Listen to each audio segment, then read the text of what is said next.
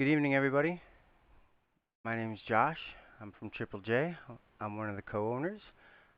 Tonight, I am going to run my Castle Rend campaign that I've been playing for quite a few weeks now, which you can find right here on Twitch or on YouTube, whichever one you're watching it from. Today, we're going to do a little role-playing, a little side missions before we finally move on with it. So, let's start off and we'll introduce our players, and then we'll go from there. And first off, we will have Jason. Hey everybody, my name's Jason, and today I'm going to be playing Noseeme. He is an elven ranger rogue mix. Um, he's kind of morally ambiguous, but really tends to like Edward and teaching this new human king how to be a better future king. And a longtime friend of Iroh, our next character. Hello, everybody. I'm Jeff. I'll be playing the character Iroh Lorwick. He is a human samurai. He has spent some time abroad, but he received his skills as a samurai from the school nearby. And during that time, Iroh came to love and like the people. But duty called him back across the sea for some years, and that is where he met Noseeme. And during that time, he served a daimyo. Uh, Matters came down to where the daimyo had been slaughtered and Iroh had been forced from the country. Upon returning, he had found that the land that he loved was in chaos. But that's Iroh. All right. So last time we saw Iroh and Noseeme, they were with Edmund, and poor Edmund right now, he's in a coma. He got attacked by this evil monster, and luckily they found a shaman and they got a list of ingredients and they know how to help him. So let's see what they decide to do today. They have a little bit of time before things go down. So we're going to take a peek inside Castle Rend before Doomsday. So if nobody's got any questions or anything to go, we'll get started. No, I'm good to Noseeme, there go. you are. How we doing, old Noseeme, there friend? you are. Ah, seems that we have a calm. I need your assistance. Do you mind traveling with me? We should be no more than a day or two, Never have before. but you must. I will tell you along the road, my friend. Grab your gear and meet me out by the stables in, say, an hour. And with that, Iroh walks away, looking disturbed and not not quite himself. All right, Noseeme's gonna go check on Edward one time before he gathers up his pack, which is pretty much always usually ready to go, and grabs some arrows and heads for the door.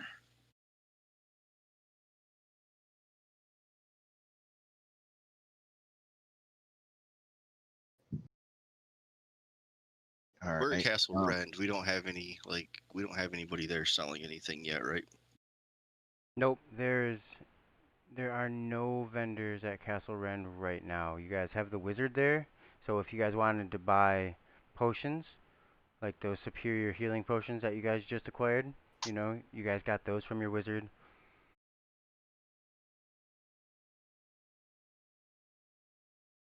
No, gaming side, I think I'm good. I've got my potions. I've got some good healings, and I got a couple of hill giant strengths. So I think that'll do. My backpack's good to go. Question: do we have mounts?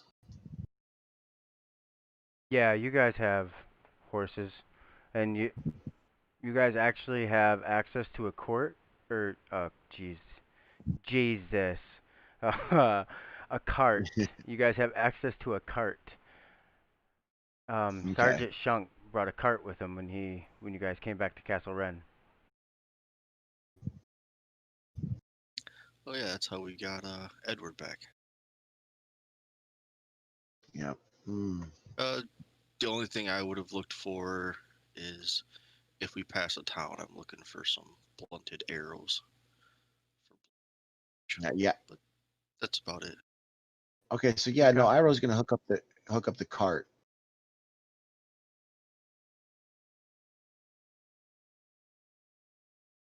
To the All right. horse. We're gonna take the cart. All right. So you guys are gonna ride your horses.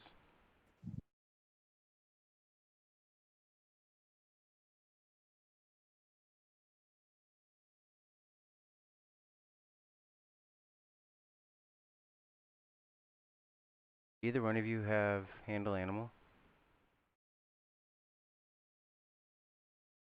Nope, but I've got a 1 in it.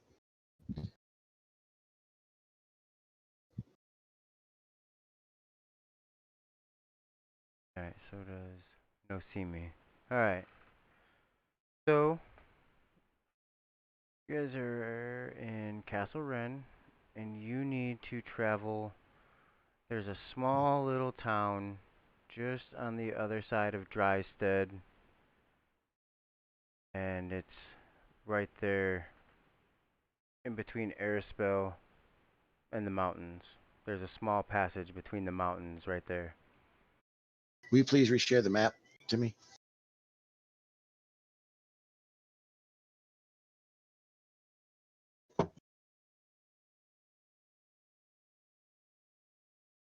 All right, You so are at the square, which is over Castle Ren for those of you that aren't watching and listening. And the circle is the small town where you need to go, Iroh. wait, drop the circle.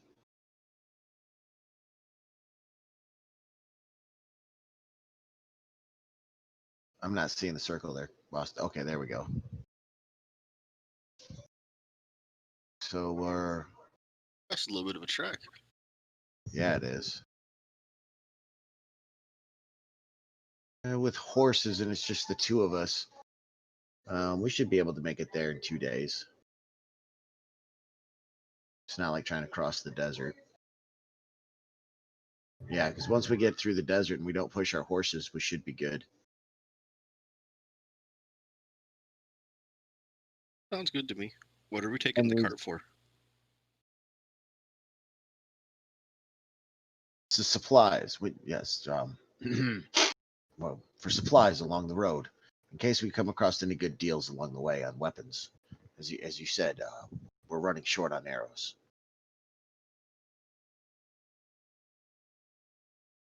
Make sure you grab an extra bag Sounds of good. oats for the horses. And then we load Bag up. of oats in the cart. So yeah, we pack up the cart with some extra provisions for the horses, and then we head out. All right, so you guys are traveling, and it's when you're going through the grassy areas from Castle Ren to Drystead, where it's a little greener, it's a little nicer, it's the weather. You're lucky. It's a good time of the year. It's not cold. It's not hot. It's just like that perfect, comfortable, and then riding, and then you got the air. It's just beautiful. But that's only about half a day if you guys are trying to get there in 2 days. So it's been about half a day, and you guys have pushed your horses, and it's been nice, and you hit the desert. What do you want to do? Are you still going to go at the same pace? No, at this point, I think at least from some knowledge, maybe water the horses before we get going, give them a breather before we move forward. Give me some survival checks.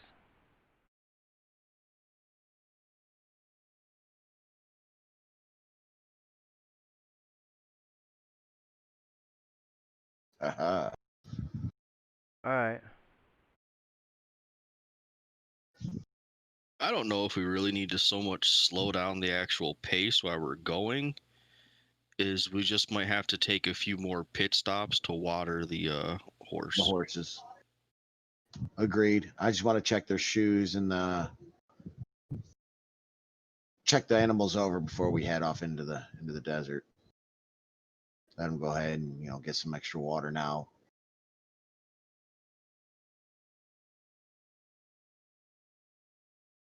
Yep. So that's So there, boss man. That's what we're gonna do. Alright. 1 second, I'll put you guys on the map.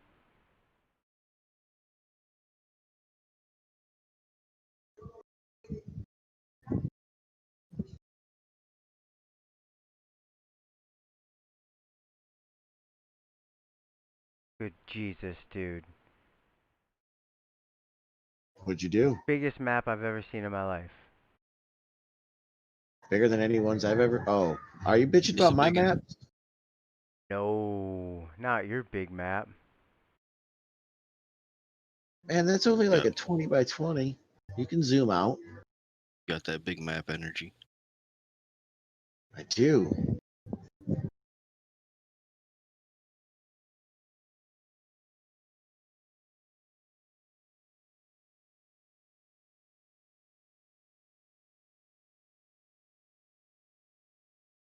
I like my scaling. Okay. No, I get it. It's cool. It's scaled perfectly. It is a beautiful, beautiful map. It just, when you load it, it's like, boom, hey, I'm right here. Says hello. How are you? Hmm.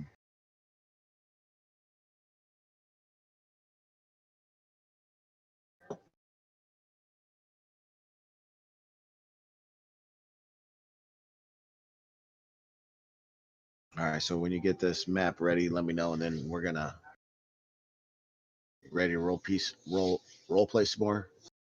Jay, Oh, I'm ready. I don't have a map I don't have a map shared to either. me. I'm waiting for him to share it. You'll edit this part out, right? For those in TV land, I can see your map editing right now on Facebook. Yeah,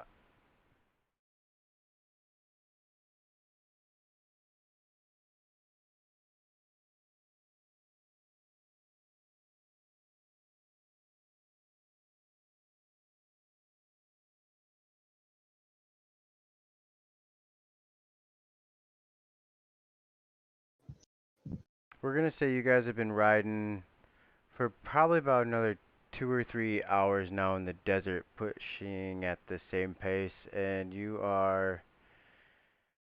I figured you're probably gonna stop at Drystead, right, for the night. Yes. Okay, so yeah, Yep.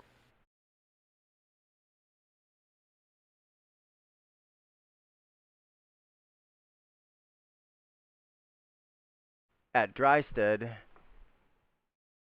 you guys will stop.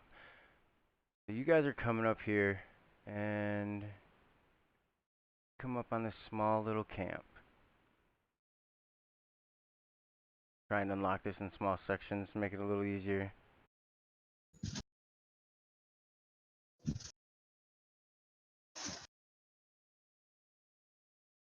All right. And you said it's starting to get towards early evening. We're just right outside of Drysted. Yeah, you're about an hour or two outside of Drystead. All right. Give me a perception As we're check. right.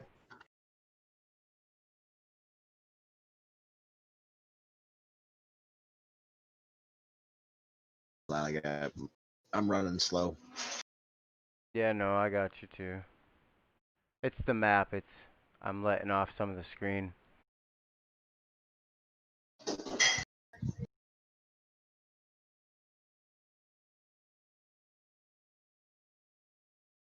Dang. I'm just not seeing it.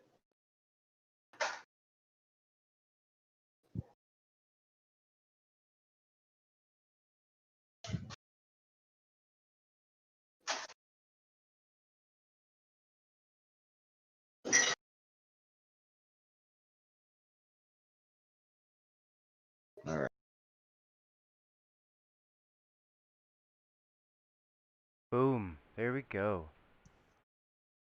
Alright, I got a 10 from Iroh.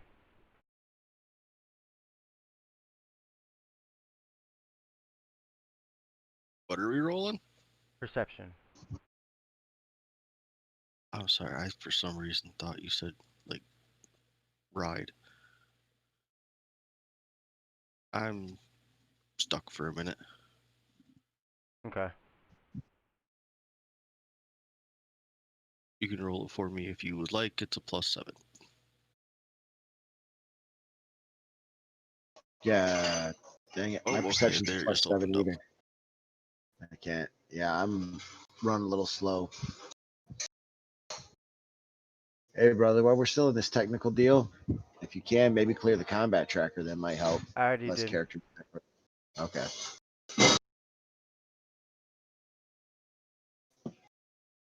Okay, I got my perception out there.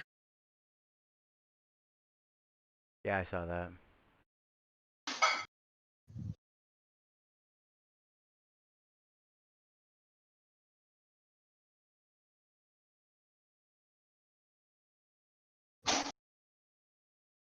All right. So we arrive on this camp after doing a hard trek through the desert. Are you guys good? Yeah, let's see. Why I can't I grab my character? think I'm I'm grabbing the good. map.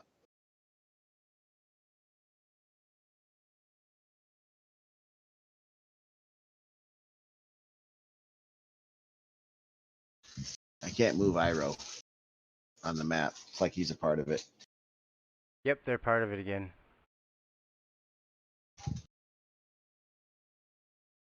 There you go. Moved him a little bit. Alright, you should be good now. All right.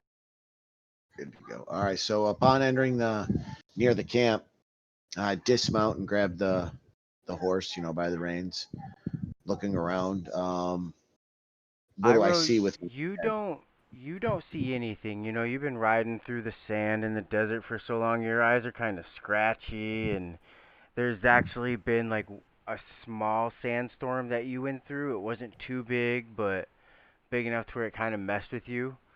But no see, just to the north of you, you see this.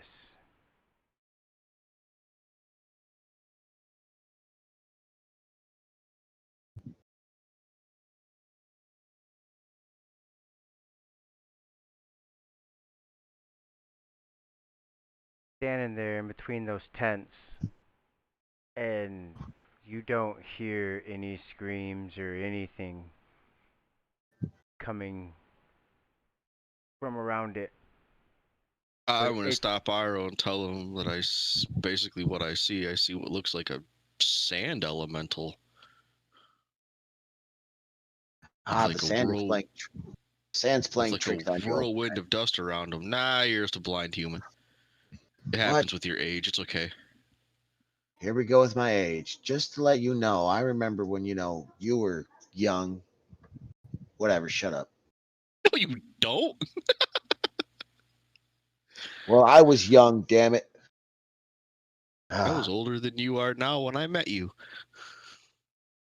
I'm probably older than you are now when you were born.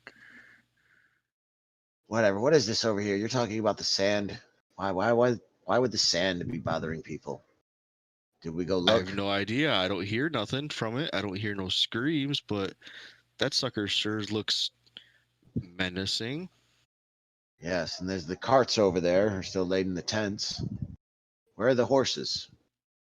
I'm assuming if Iroh sees anything, it just looks like a dust blowing around. oh yeah, he doesn't. He can see. I would say now that it's been pointed out to you, you can see kind of like a small tornado in there, in between the Tents? four tents. Yeah.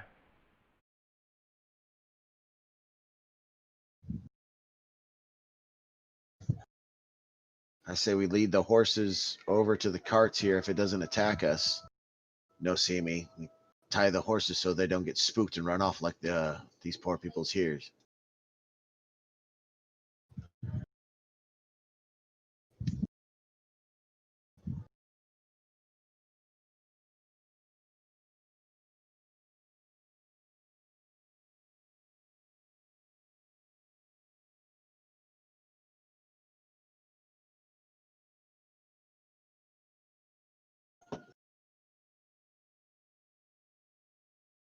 All right, round All one. right, the first thing I'm gonna do is I'm gonna set the brakes on the wagon so that the horse really can't go nowhere without dragging behind a heavy ass wagon whose wheels are not moving behind him. All right. Good call.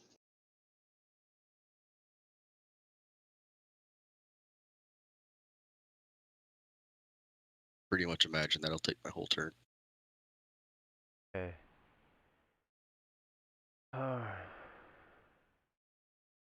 Yep.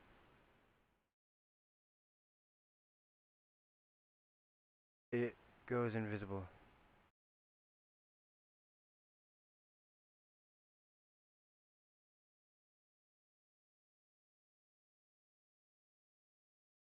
Well, that's concerning. What?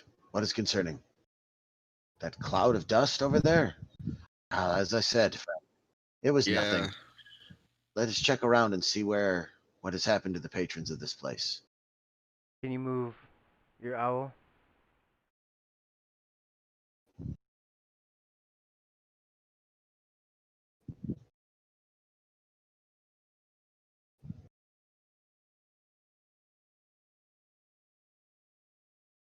Cool. yeah, I'm gonna send him over there to take a look. Be like 30, 40 feet up. It doesn't see anything. It doesn't. I'll let you roll a perception with it. You get an advantage.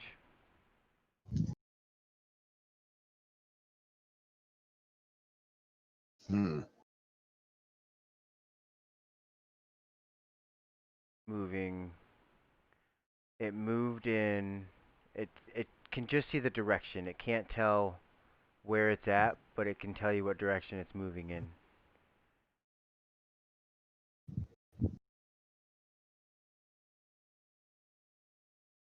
That way right there.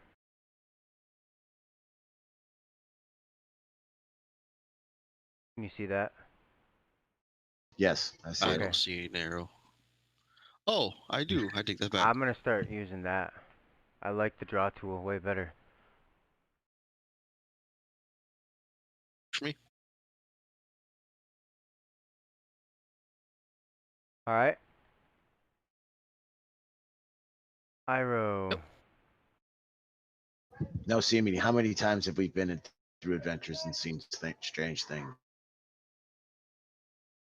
And here it is now, we're in the desert. And I think the heat has finally gotten to you, old friend. Maybe I've taken you along on too Well, I many, mean, I'm not gonna deny that. maybe I've taken you on too many adventures, or you've taken me on too many.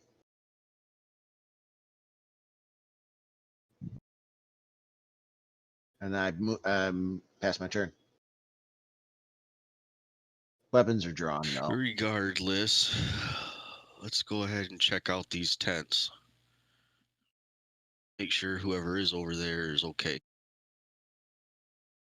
And of course, I'll You say that just while I'm saying walking. that because you want to say if you want to get paid. Alright, which way are you moving? Well, I always want to get paid. Is that as far as you can move?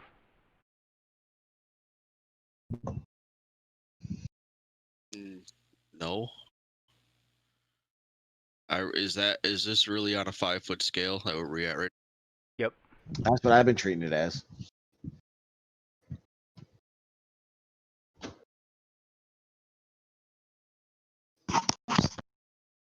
Stop.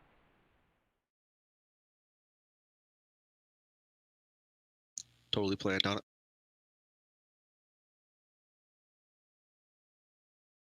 Right there. All of a sudden, are you on your horse still? No, you're not. You stopped the horse, you put the brake on the wagon, you got off. Okay.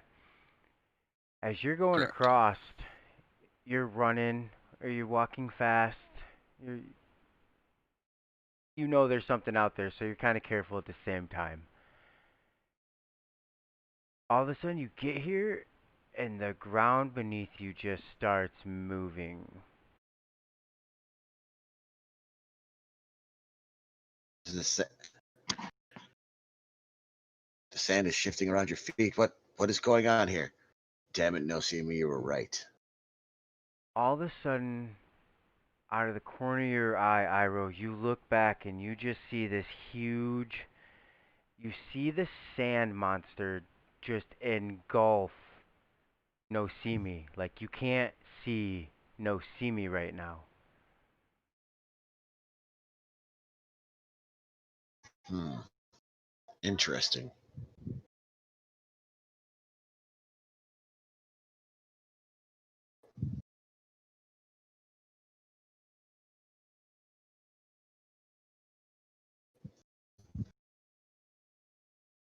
All right.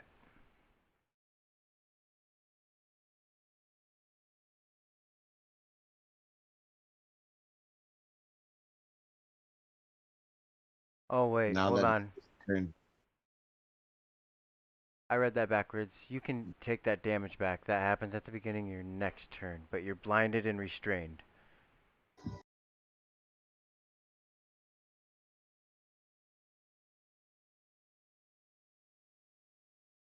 Yeah, we'll take it away if they figure out a way to unblind me and restrain me. I got it. Oh. All right. Silhouette's turn. is it Noseeme's turn now? Or That was the end of Noseeme's turn. Now it's the sand silhouette. all right. And he is going to try and pick you up, Noseeme, and slam you on the ground.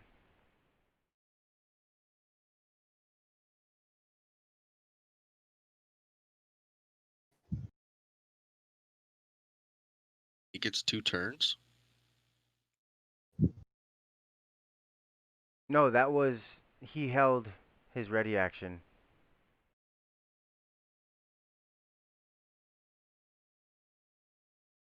Hmm. He can meld into the sand at will and move.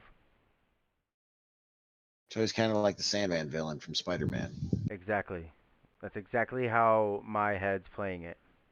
If that helps now. Yes, it I does. just didn't want to say that. Don't sue us.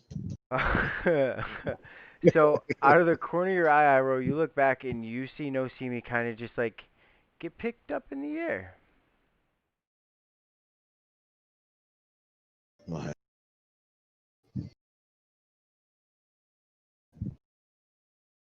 See, that's what you get for not believing me.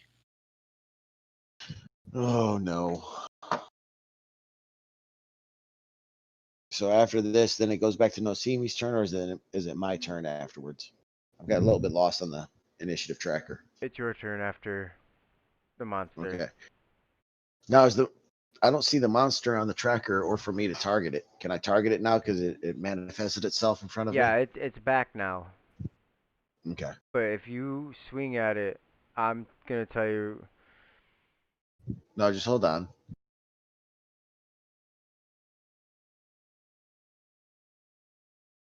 All right. So Noseeme sees. I mean, I see Noseeme is wrapped up in like trapped in sand, and the sand lifted him in there and just smashed him to the ground. Hold your action until he lifts me up again. If he lifts me up 5, 10 feet in the air, you don't have a chance of hitting me. I was thinking about tackling you out of him. Okay, that works too, I guess. I don't know. That's what I was thinking. No, that's a good idea too. Uh,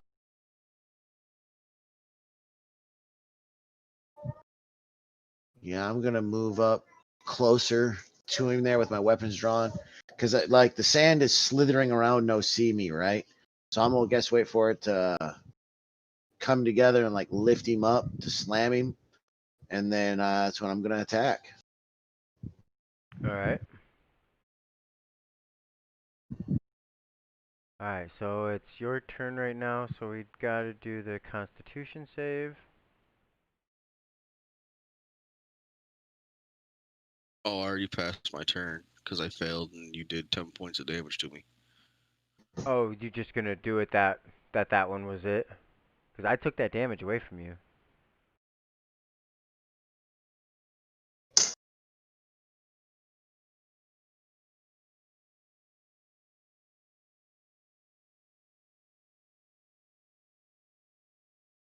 You rolled a 15, the DC's a 15.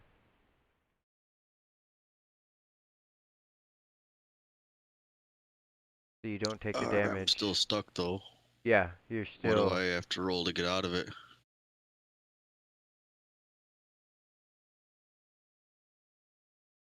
Probably in athletics or Yeah, acrobatics. yeah, whichever one... Well, acrobatics and to try and roll out of the sand. I'll let you do that because you're on the ground now. So I could say when you came down you rolled or didn't roll. Nope. Or kinda rolled to where you kinda got an arm out of the sand in Iroh's direction. And then it kinda gets almost pulled back in. But just before your hand comes all the way in, Iroh reaches out and he just latches onto your shoulder, yeah, your wrist, and you grab his and he just, all of his might just rips you right out of the sand. And as you do that, the silhouette, it screams in like pain and agony, like you were ripping it out of its body right now. Um, Iroh, roll. Whatever it is your strongest attack is, roll it on the monster.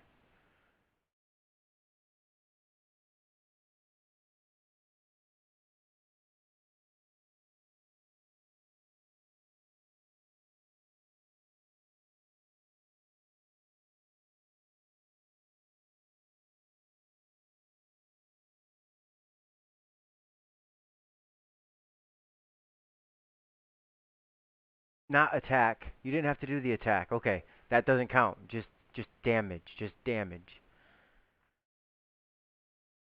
All right. Just heard it. Yeah. I'm sitting there. I'm like, no, I don't want to do this, and then I'm like, I don't have to. Yes. It engulfs both of you. Now you're both. Well, guys, it was nice knowing you. All right, so Iroh pulls Noseeme out of the sand monster, and I make him disappear.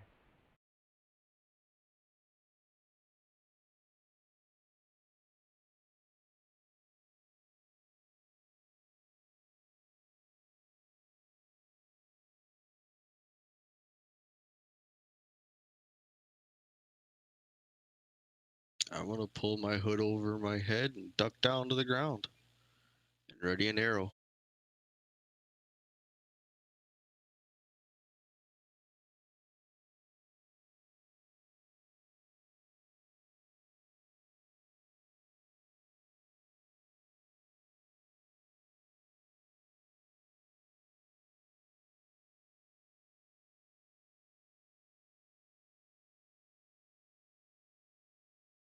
Uh,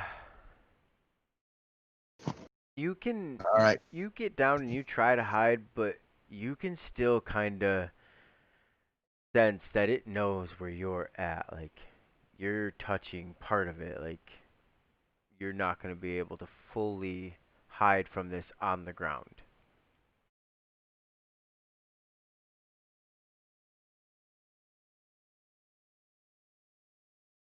Iroh, in front of you.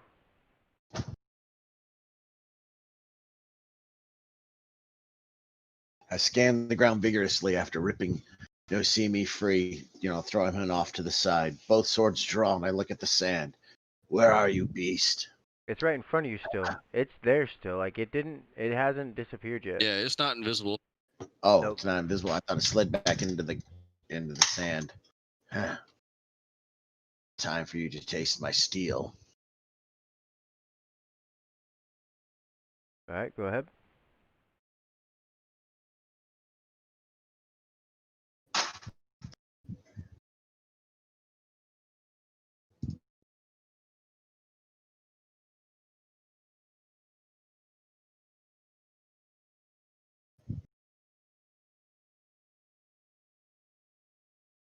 I gotta get the better weapon fighting to get my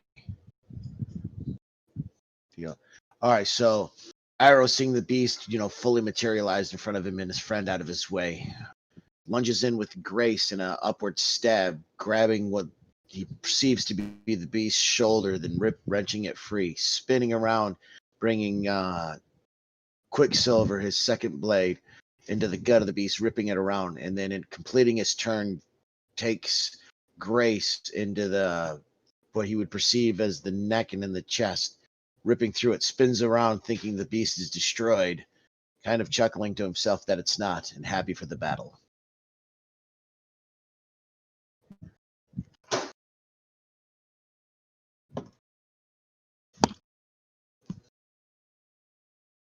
Nice. So you hit it? Yeah, beat Oh the crap yeah, out of it. he hit it real good.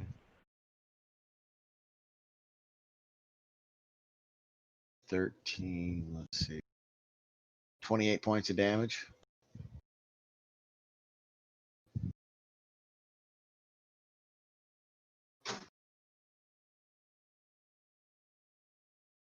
Nice. It's hurting.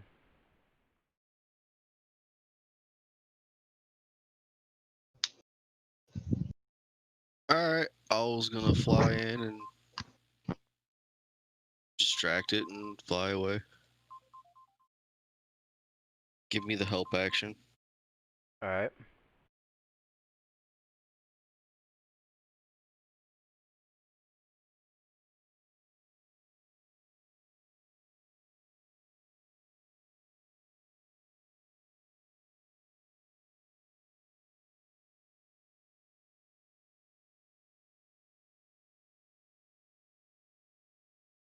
Hit it.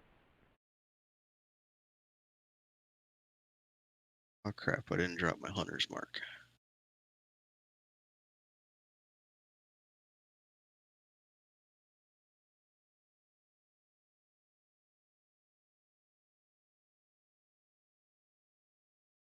Alright, and that's all I got. Yes.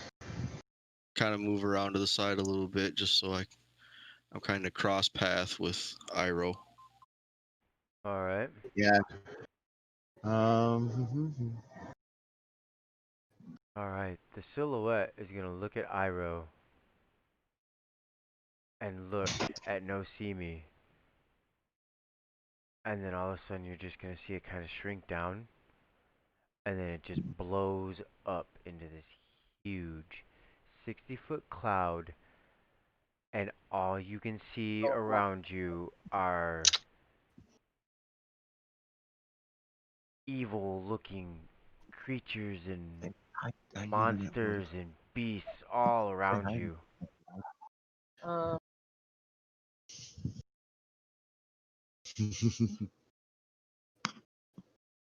Oh no, the silhouette is. Oh. And you both pass. You're not frightened. I ain't afraid of no ghosts.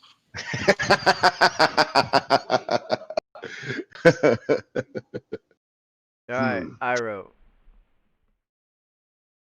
You can You think? still, you're close enough, you can still see the monster. You know what I'm saying? Like, you can see the glow of his eyes. Yes. Hold on 1 second, guys.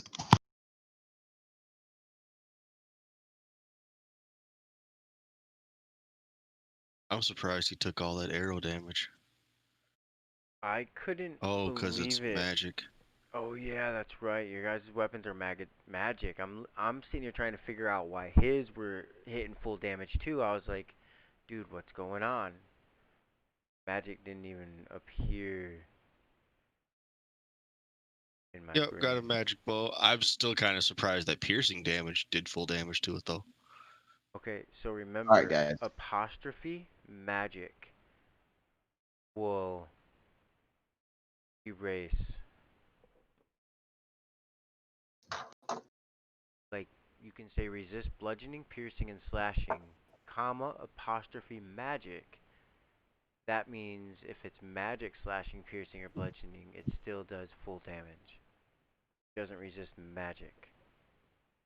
That's the exclamation point, not the apostrophe. I'm dumb. All right, It's Iroh, okay. it's your turn. All right, Iroh, seeing the beast, wounded as a threatening move, forcing a wave of energy across at me, trying to frighten me away.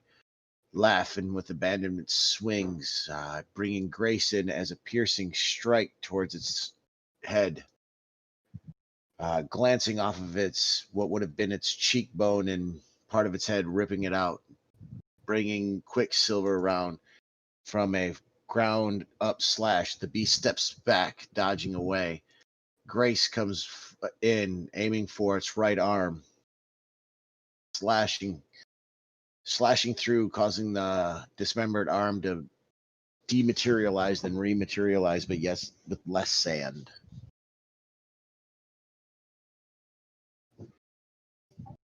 Look to Noseeme. Quickly, finish it, friend. Owl friend, where shall I shoot? Alright, got it. I'm shooting there. Way to go, my feathery friend.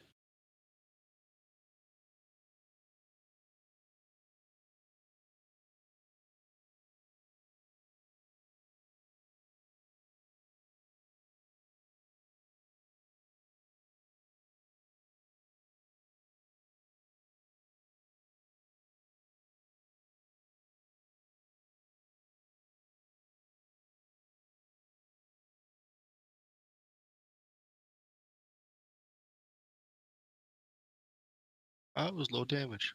Oh well. It was very. It was. It only needed 4 hit points, and you got him a 20. So, He Iroh, deserved it. as you go in there and you just chop this sand thing to pieces, like, you chop it up so much it's not even forming itself back up. It's just. It. It's in a state of disarray. Like, it doesn't know what to do right now. And then all of a sudden, you're staring at it and you just see this arrow just go through like both glowing eye sockets. Somehow it went through both and it his head just like shattered right in front of you. And then you had to roll a dexterity save because he blew up and you have this force of sand that just could really hurt you. That's why I had to move to the side to get both eyes.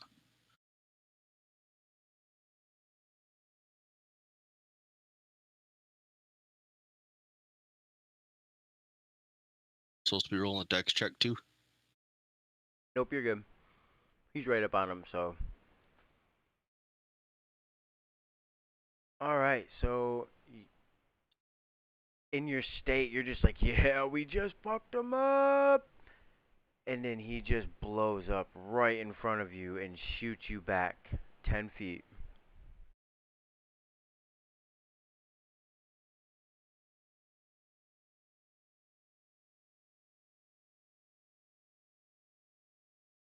Iroh, no. Take 1 point of damage. Good thing you landed in this soft sand. Very true. Alright.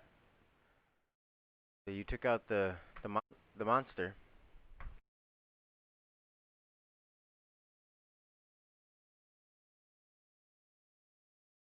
Have any loot?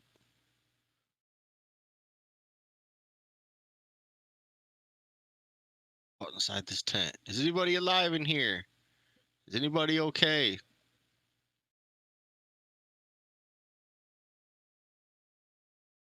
I need to search this tent for signs of the owner. When you walk into the tent, that first tent, it's it's kind of hard to get in there because the sand is just so high. It you kind of have to duck to get yourself fully into the tent. You like have to almost climb the sand pile to get into it. Aww.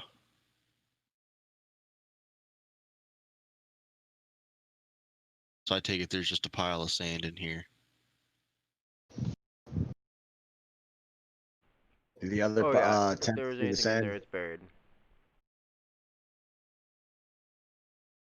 Roll a perception.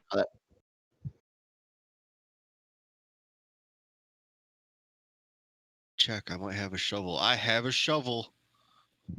I roll like shit on perception. Iroh's just so preoccupied with the thoughts going through his mind right now. He looks over at Noseeme as he digs his shovel out and says, "No, my friend, there's no time for that. This treasure has been long gone. Look at the carts and the wagons. What shape are they in? Off to the side there, or do they not exist? Just Look, the tent." we're checking all the tents.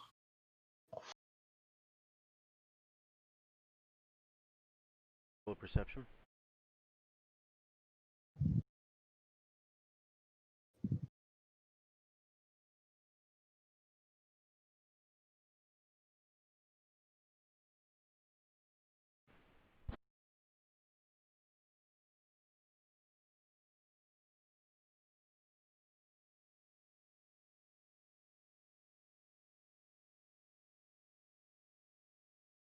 You have investigate.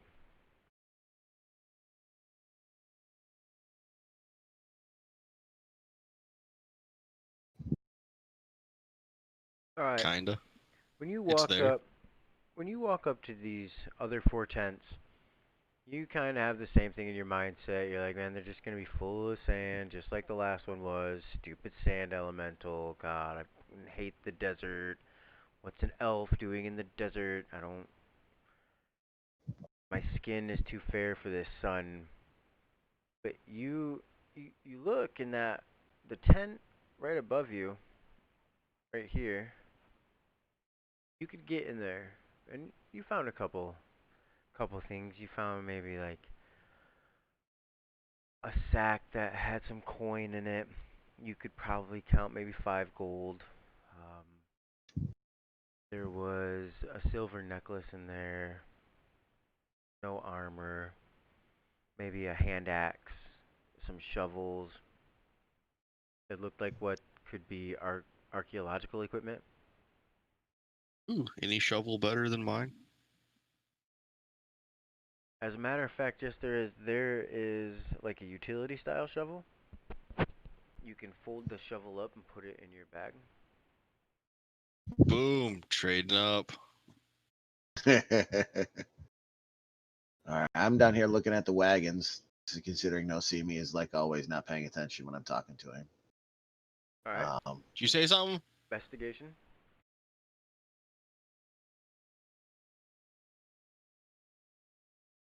No.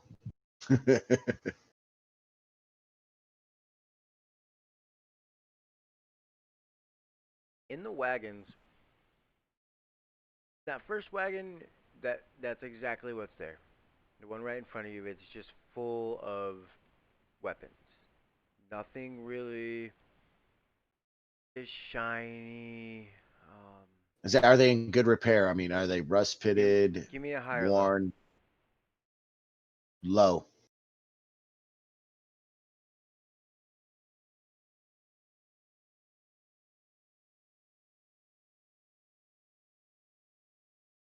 You're looking in there, and you're looking, and you kind of see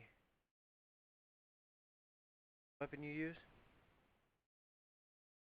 I use a longsword.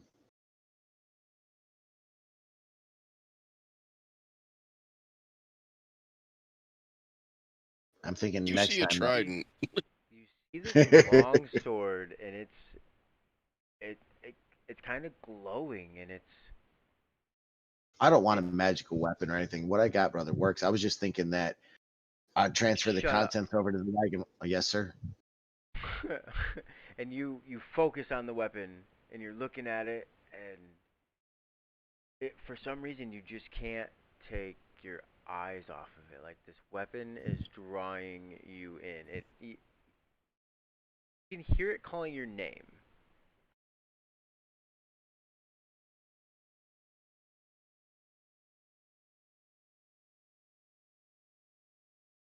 To keep my wits about me as I'm reaching for the weapon as it's singing to me. calling me, asking me to draw it, to use it, to be used again by someone.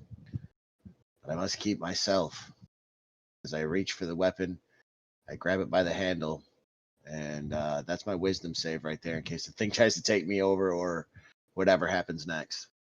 As soon as you reach in there and you grab it and you get it away from all the other ones, it just glows and just right in your face like it is glowing. You've never seen something glow so bright. Noseeme, you do not see that though. You do not see his sword glowing, okay? Like you do not see this huge light in front of you. Must But have to be a good guy.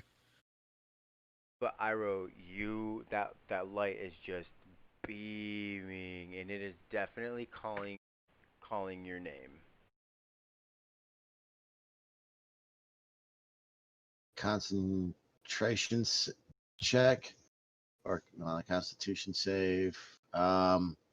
Focus on the blade. Try to get moved past the brilliant light of it, so I can actually see what the Hilton foreguard,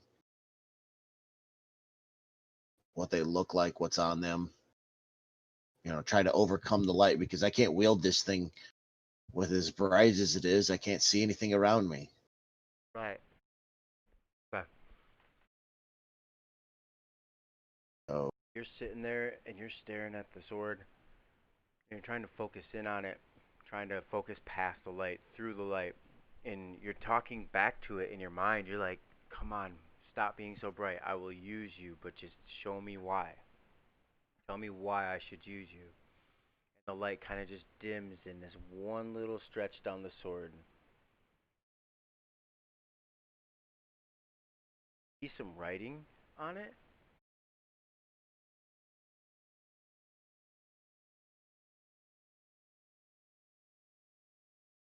what language is it in? Dwarven. Common? Dwarven. Damn it. I'm going to have to get it translated.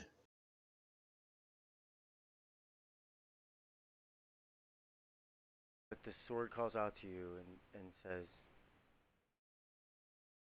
"Destined to be one. Trust me." What's it say? I ask it what its name is.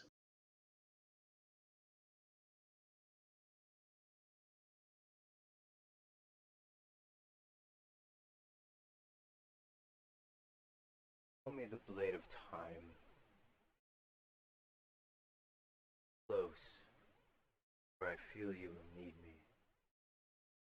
Destined.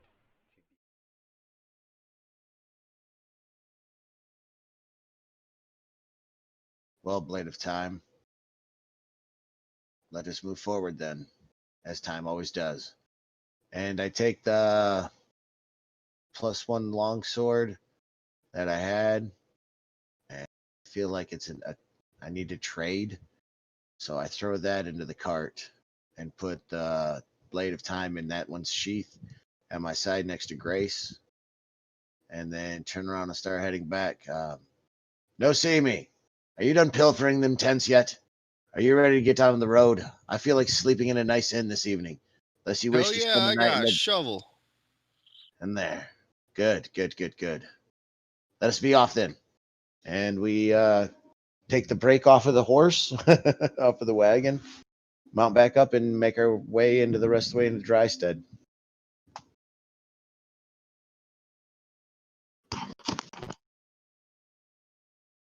Alright, so we're gonna take this time. We're about an hour in and take a 5 minute break because I'm gonna have to share this map with you guys anyway, and it's gonna take 5 minutes.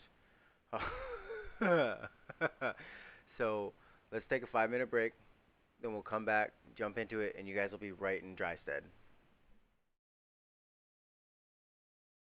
All right, sounds good to me. I'm gonna be right here though. I mean, don't go anywhere.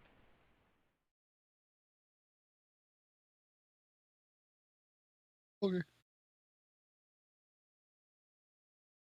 Sounds good to me.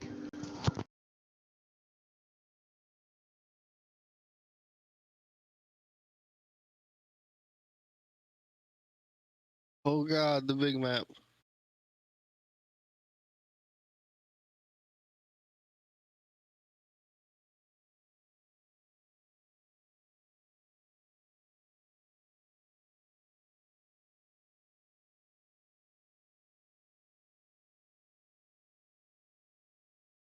Besides, it's Promise perfect. I'll start saving them at a lower resolution. I promise.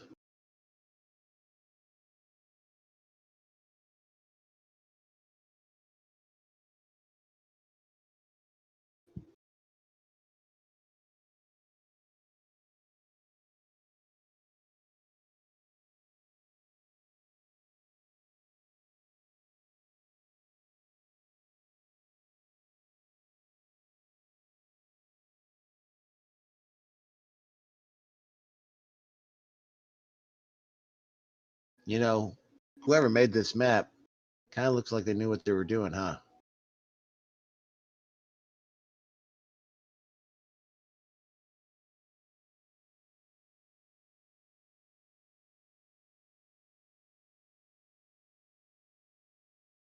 So otherwise, it would have came out way faster.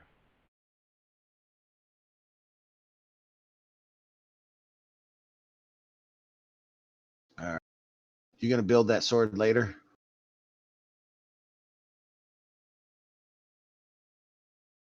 Yeah, you guys are Okay. gonna need it at the next one. But I'll just keep using my +1 longsword for now.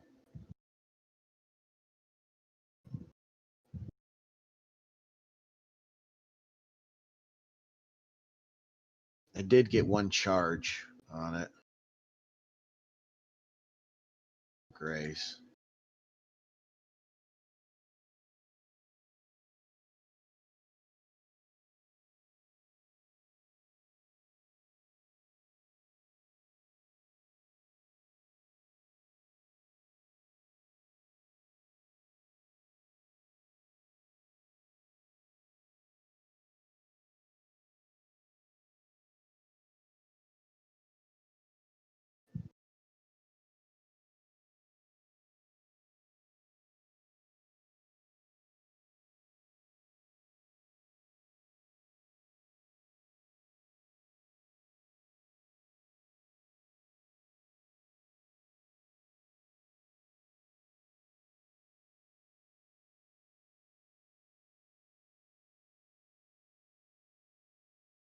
Hmm.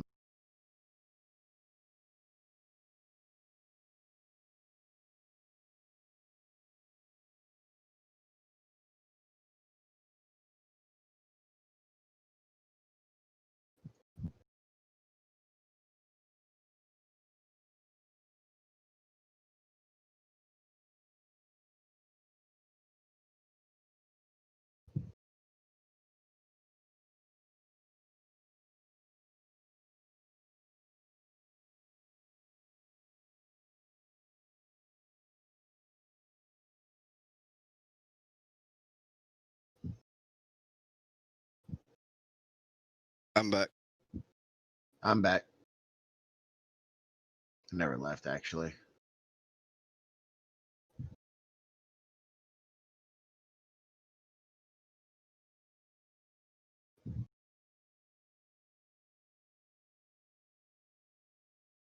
All right. You know what they need in this game? A feat. Maybe Jason, you've seen it, but maybe call it like versatile grip or versatile fighter. Any weapon that's got the versatile trait, player can wield that weapon one-handed and use the versatile damage. Because then I can jump my D8s to D10s. Maybe we needed a homebrew feat on that. There's no exotic weapon proficiency, bastard.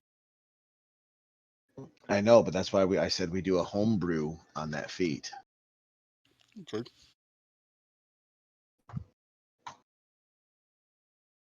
I think it would be. Because I've noticed something besides two weapon fighting's easy to fucking max out.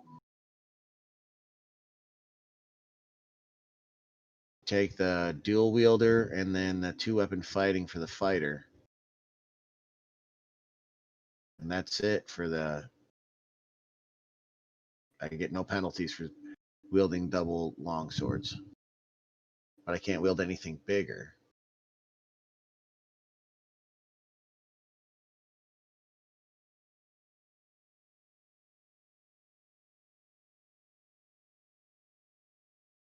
So any of you that watch this, if you have any insight or homebrew ideas, let us know. Leave a comment.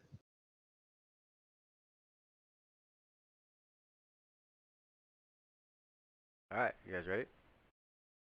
Yeah, we'd love to hear what some of your guys' homebrew feats are and homebrew mechanics.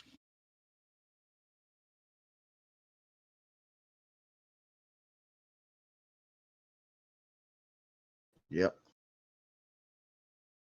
You got the scaling right. I'm sorry. I didn't mean it like that, but I guess my maps are a little difficult. Huge. It's cool though. It works. Not gonna lie, well, I know we're still streaming and everything else. I just want everybody to know that when I build these maps, I build them with the intentions for players to be able to use them for multiple encounters. But, you know. All right, so we're in the city.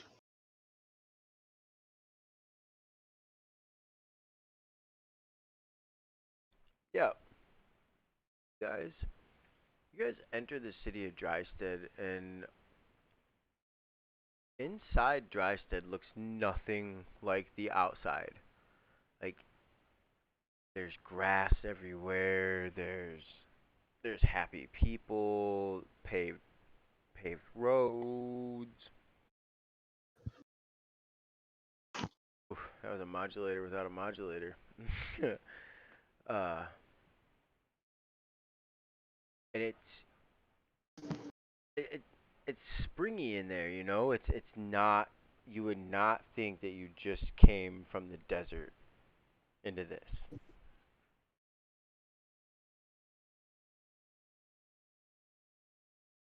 This place is nice. I like it. Truly stupendous. Yes. Um, The inn is just to the west of the fountain.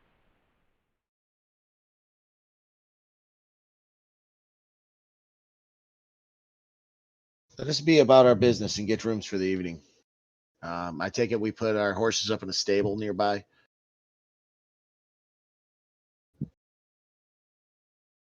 Yeah.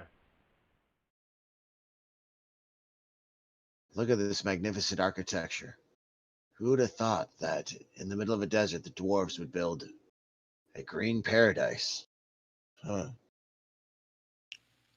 Must be built around this oasis here in the middle of town. Huh. That statue, that's a nice statue. Do you recognize it? There's inscription around here. Hmm.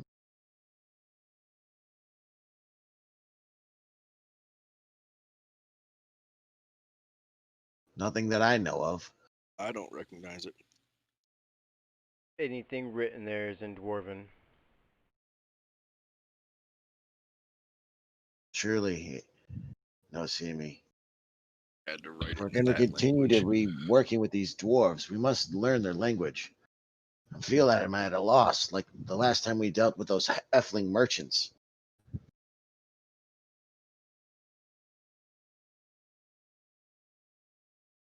Yeah, that's probably not gonna happen. Hmm. Here, and look in the window. Hey, found a armor weapon shop. I'll be right back. What? Wait.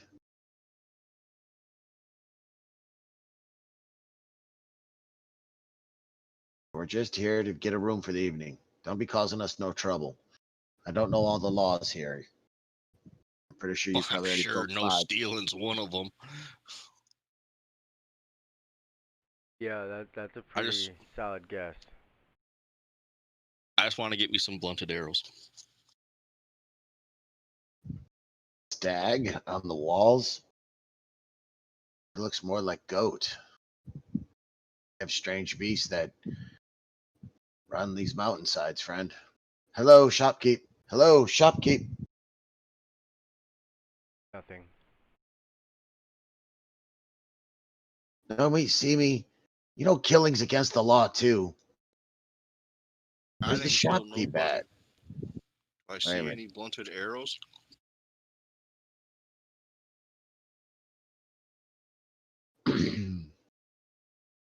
Wait, no, see me. It's strange. There's no other patrons on the streets. What is going on? I got so wrapped up in the city. Something I need to talk to you about. I'm not gonna lie, I kind of noticed that too, but I was gonna just grab some blunted arrows real quick while nobody was claiming them. Strange. This is Roll such a a fine shop. roll a perception. No, see. I rolled one. Okay.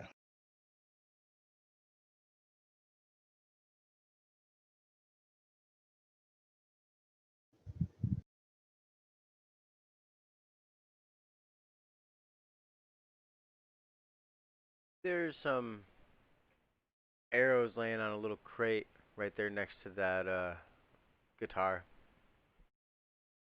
They blunted like what I'm looking for. Yep. They got a price tag on them.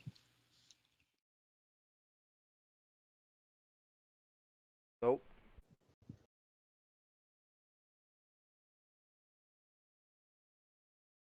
Wait, these must be for people to sample. At least leave a coin. This is strange. Where is everyone? Alright, I'll leave a gold piece Ooh. where the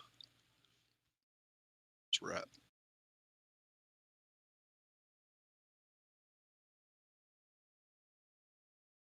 Strange weaponry and armor can be found here. I think some of our brethren back in Rend could use some of this equipment. Remind me when we get back to talk to our ambassador. I think they're stiffing us on some of the trade.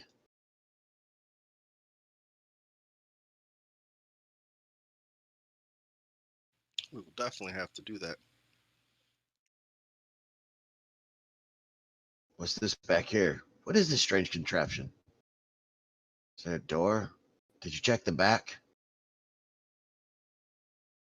I thought you would have got upset if I checked his room, but you're right. We should go check to make sure he's okay. And with that, now Well, that it I have wouldn't hurt. permission, I'm totally heading into the back. Thieves' tools to unlock the door. I turned my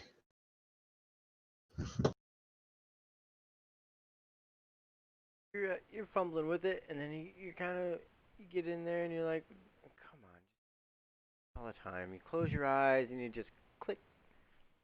All right, we got it.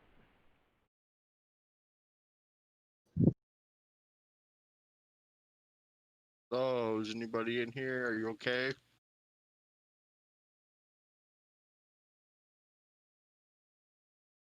my perception check. Hello, shopkeep. Shopkeep. Are you under the bed? You over here in the closet? on the table, right there, where Noseeme first came in. The one in the middle of the room. Yep, that one right there. There's a note.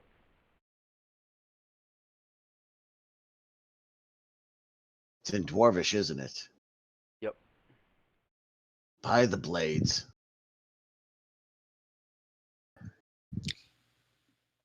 This does us no good. Noseeme, can you Maybe he read this? left a note. Maybe he left a note in common inside this trunk. I'm gonna check. I check over here at the bookshelf. Well, he may be a learned man or dwarf. Check to see if there's any books in common. 6 to unlock that chest.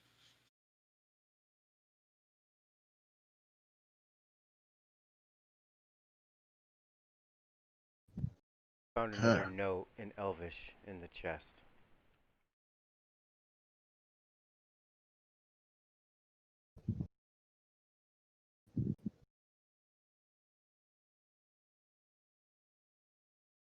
It says meet in the small building. Weird. Nothing in here. I better check the drawers on this table. Maybe there's something in there.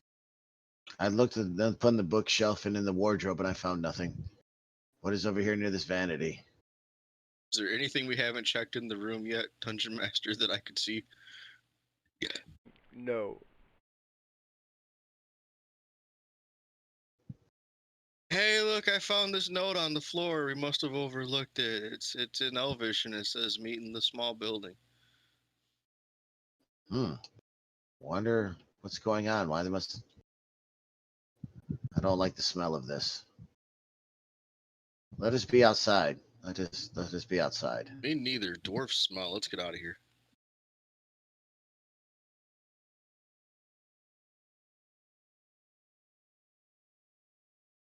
I look around again to the market to the south of the map. Look across the map uh, from the statue.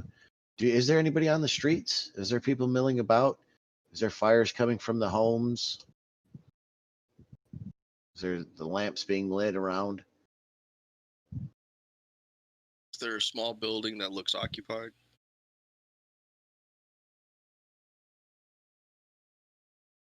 Roll perception with advantage because you're looking.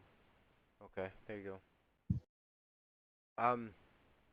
You as you get outside the building, you are kind of like thinking to yourself, you're like, man, it's really weird. There's nobody around. And as you move down, Iroh, to the southeast, there's a small little building, and you hear what sounds like the whole village could possibly be in that building. Why are so many people crammed into a building? No, I don't Steven, know. I this way. didn't hear nothing. What's in these tents? Come this way. There's chatter about. God damn Roll another it. perception. There's like nobody around.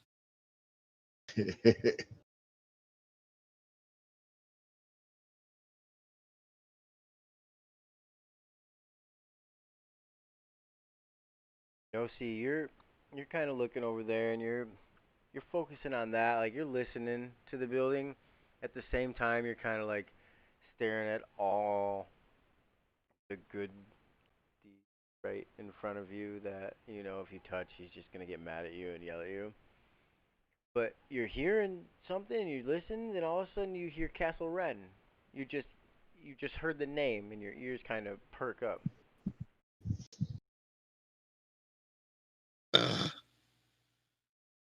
All right, and there's nothing small.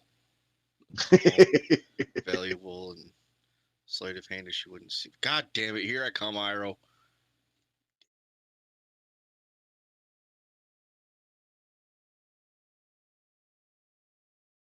Heard him say something about our castle. Something is strange here. As I you guys will walk get, over by this. Go ahead. nope, let me see what. Go ahead and do what you're gonna do. No, I was going to say that. That's what I wanted to know right Yeah. there. If you were gonna go look at that window. Yep. And I'm just going to stand right here and let him do it and not peek in because, that's peeping Tom. That's, against the law. Spying and searching in on people. That's what he does. I just don't want no one to see me peeking in. All right, as you peer in there, you're looking in, and like a good 7 or 8 people just standing there in a huddle, and in the middle of them there's this tall human, and you can hear him like, the people at Castle Rend are evil. They've been taken over by a lich. You guys, everybody knows there was a lich at Castle Rend. And the lich taken them over. They're evil. Don't help them when they come. They're going to come and ask. Remember, Lord Saxton will always have your back. Wait, where are you going? Why are you moving so quickly? What did you hear? Oh, there's a guy in there, a human, like, that I gotta kill. I'll be right back. Wait, whoa. Move your guy forward first. Because in my head canon right now, you did that. You walked really fast. I'm like, what are you doing? Like, human, gotta kill. Being douchebag. I'm like, whoa, wait. He's got to draw first blood. You know the rules. Like, yeah, I understand your rules. This is the human you see. That's a lot of cash shit you're talking there. Hey, you're the punk ass little bitch from the bar I insulted. I made you run away. You gonna do it again? Here they are. I told you they're evil. Listen to them mock me. They mock your lord. Are you guys gonna let them just mock me like this? It is your honor who has been insulted, not theirs. Shut your mouth, young child. We You have want more over here dwarven playing gear at than you do. swords. You over here inciting people with lies. Noseeme, you better be telling the truth. Over here instilling people lies about us. Face us. Come what you say, in the street, in single combat if it must be. I Either way, lie. you're not slandering us Don't anymore. call me a liar. You This guys were taken over by the dickbag Lich. here. Hey. How old are you? Can you guys explain that the portal is being I'm opened up by 170. your castle? Adults are talking. Adults are talking. There's a portal being opened by your castle. I have proof these people were from there. And they've seen your Yeah, people 'cause there. They saw a paladin and a priest in the woods looking over, making sure that things were going as planned. that's They've right, because seen this. everybody knows paladins are so evil, right? I mean, they're only the most holy beacons of goodness in the entire land. Of course they would hang out at our place, because duh, holy beacons of goodness. Shit, these arrows I got, I didn't even take. I left gold for these arrows. I did that when nobody was looking. I came here to commerce. Out of the I back, came here to have a you good hear this time. guy say, hey, those are my arrows. What are you doing with Yeah. my arrows? They stole my arrows. I say we get them. I say we I get paid them. for They 'em. stole my arrows. I I wasn't paid there. for them. Yeah. Insight on how the conversation is turning about, and what's Sir Pelatin doing if he's looking at certain individuals amongst the crowd, um, while Noseeme is on his tirade. Surprisingly enough, you don't see anybody else with the mark of the Lord Saxton. It's just he's there by himself. It's weird. It's weird that he would be there by himself. And on that, you guys talk it over real quick. I gotta take the dog out. Take the dog out. All right, so this is what I'm thinking is going on in my head canon. All right, so we walked in, we see Dickhead here, and you literally did throw him out of a bar, right? We scared him out of the bar first encounter. Yeah, he was the guy that you were all like, no, you can't go kill him in his Kill him. sleep. And I was like, if I just go slit his throat, like, we're done with it right now. Like, we ain't gotta worry about him again. You were Yeah. like, no, we can't do that. And now look where we're at. So who was right? You already got your right. Oh, from yeah, me. I did. Okay, I'm sorry. You did. That's my bad. You You already told me got I'm that. right. Okay. So I say we handle this. Sir Pelatin is how his name is pronounced. I say we handle this though that he's upset that he failed when he did all that great boasting and tried to intimidate the people of Gravesford into following him, and then when he rode off, and then we're the ones that actually scourged the castle, and he's just trying to make us look bad because he failed so utterly, and he's just trying to make up stories. Now, what has he got on this portal that was seen? Because I missed some sessions and whatnot, and that's that secondary session that was played. We don't I know didn't nothing about a portal. All right, so we're just calling him a dead liar on that, or at least we're gonna want to roll insight checks on what he says, because that's why I did roll an Our insight on characters him. don't know anything about a portal. And that's why I did roll an insight on him. Is like, what the fuck is he talking about? Is he lying to me? You know, what is this he's talking? Well, wait a minute. No. Because we were caught up in the tunnels cleaning out that dungeon.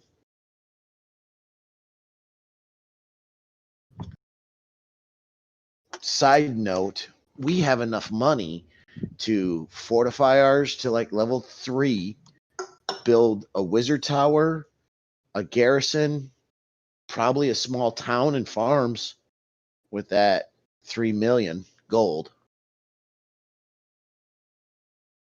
and boost our army. I just want you to know it's only because your character was with me that I didn't just start shooting him through the window. I know. I wonder if we're gonna. Well, I think we're gonna detour back to Rend after this. I don't know if he's gonna want to play. How he's gonna finish playing out this side story. I'm curious though. Very, very curious. Right, because this guy's going to have to get away. He's going to have to portal him out. Yep. I don't see another way of this guy leaving without getting, like, portaled out. So tell me, is this too railroady? In the game that I'm creating, right there at the end, at about the halfway point of the game, they fight this one character, and obviously they're going to kill the character. But I'm bringing this character back to be the main bad guy at the end of the campaign. You know, this 3, first to third level campaign. And I even put in there, this character is not dead. No matter if he ran away, was killed, however he was killed, whatever happened to him, he is back. Is that too railroady?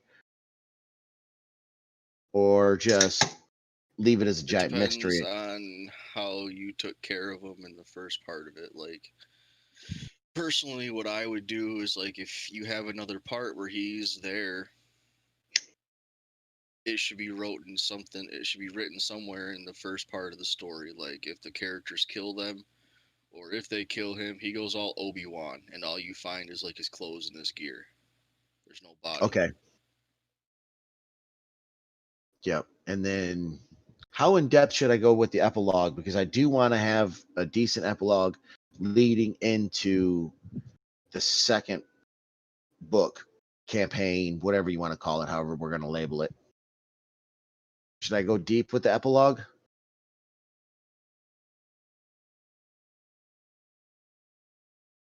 I don't think so. Leave it Just for enough mystery. to bridge the gap. Enough to want more. Yeah, I'd even leave a little bit open, but just enough to bridge the gap. Okay. Just go ahead and toss 2 gold to the guy that's like, he stole my arrows, and then be like, and also there's more gold sitting on the counter where these arrows were at. Lousy ass service. All right. And I'm looking at him and looking at Noseeme in the crowd. I said, Sir Pelion, you sat there and ran your mouth at the nice inn in Gravesford about how you were going to be the one to clear out Castle Rend, and how you mistreated the commoners and the low people. And here you are now spreading lies about us. How dare you, sir? But it is all to hide your inadequacies as what seems to be a man as much as a warrior. These people know nothing of us, and yet you spread lies. Good people, we wished for nothing more but for the land to be held by the true Baron, Edward, the ones we saved, not this fluff of a man. In the crowd, you hear the people are like,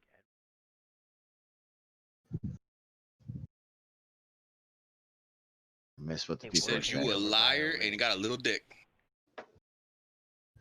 Say it again, Josh. Wasn't guys? They said Edward. They don't know what they're talking about.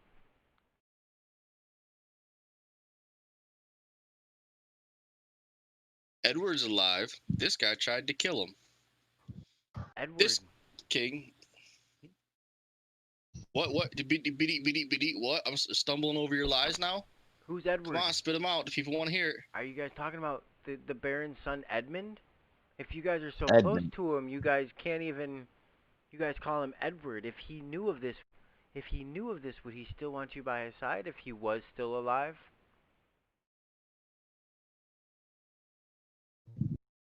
Oh, you caught me because I'm a little inebriated. My bad. Jason just ran with it. I love you guys.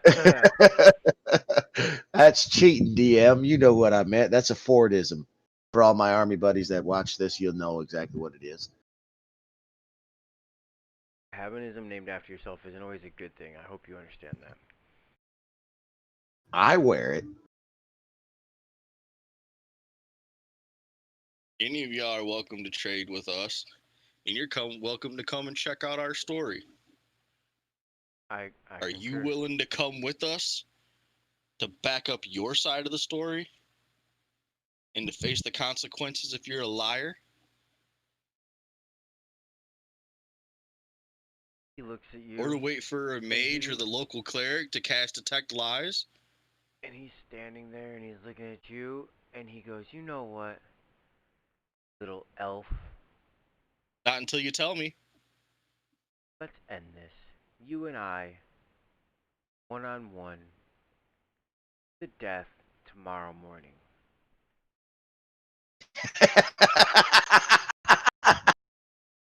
Are you fucking kidding? You gotta be kidding me. Oh no! Oh.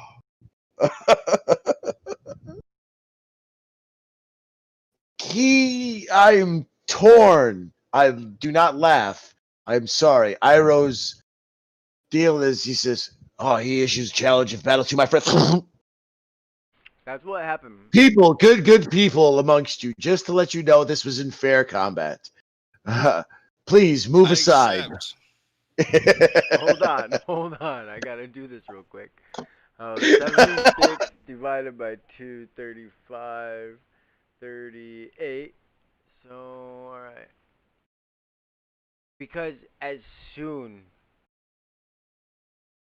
as your arrow just like went through his chest, it was weird. Like his whole body shrunk. Like those arrows that you didn't steal from the guy were laced with something, or there was something on the tip. It was crazy. He is now a That was the small hunter's mark. creature, or a small human. See, he was even lying about his size. What else is he lying to you all about?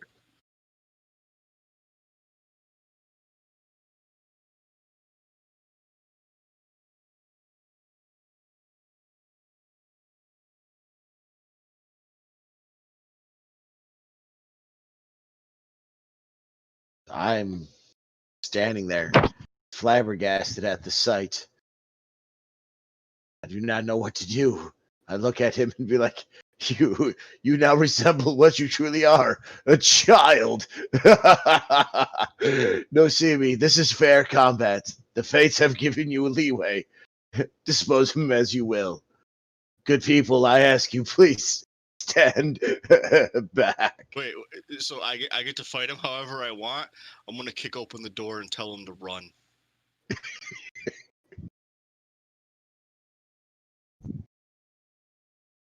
You guys shouldn't pick on me. You don't pick on me. You'll pay for this. You're gonna pay. You're not gonna get away with this. The Lord Saxton will not let you live through this. I promise you.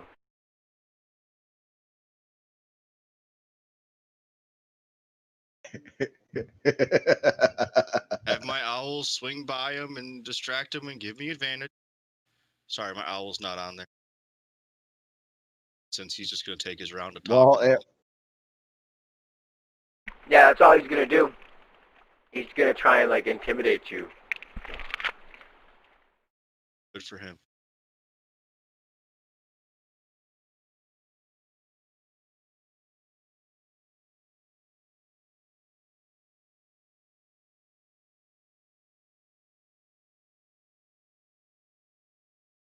All right.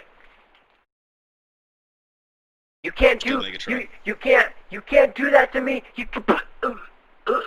Yes, I can. Yes, I can. Just did it. Oh, I've been waiting for that since the first session. Sitting there and you're staring at him and you're just watching. You're just the thrill and satisfaction that you have finally killed the one person that you haven't been able to stop thinking about for months. The one who Iroh stopped you from the first meeting, and if that would have happened, maybe this wouldn't be the way it is now.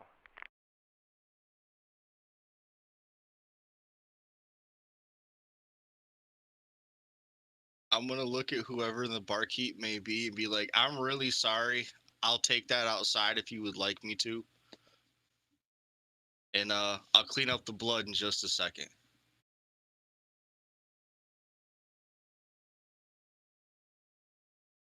We're gonna do that, and then we're I just gonna walk. drag Yeah, I him go over there outside with the him door. and help him drag him outside the door and looking at the people and be like, no, really, we're not bad people. And then I want We to just come back want. inside. And I want to press digitation. And I want to clean like the blood up, so it's there's nothing all over the place. That just seems like the right thing to do. Iroh is outside, Alright. outside smoking his I'm pipe, gonna shaking go his head. outside and get my arrows back and.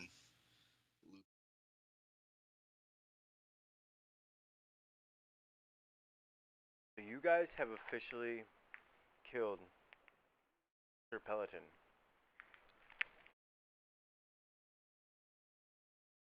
Yes. Yes. And he was an important figure in Saxton's army. And it seems he was also a rabble rouser. And He was like his number 2 man. Like,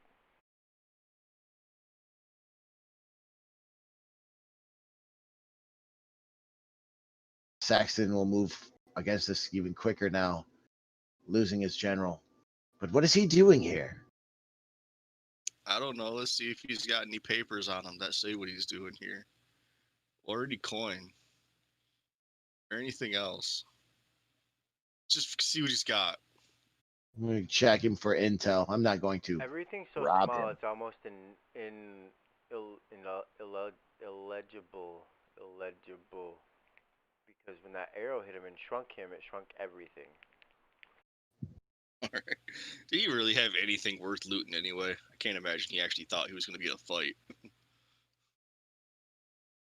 I really can't believe that fucking crit happened to him.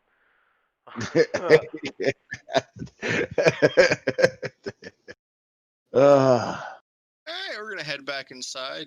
Is this the tavern? What is this? After that, I need a smokier pipe It's and I need a small, drink. That empty was. building. Where's the How did tavern at, y'all? Because after that the was people? better than sex. Oh, They tell Noseeme, you you make me that laugh. the tavern is actually the big building next to the fountain.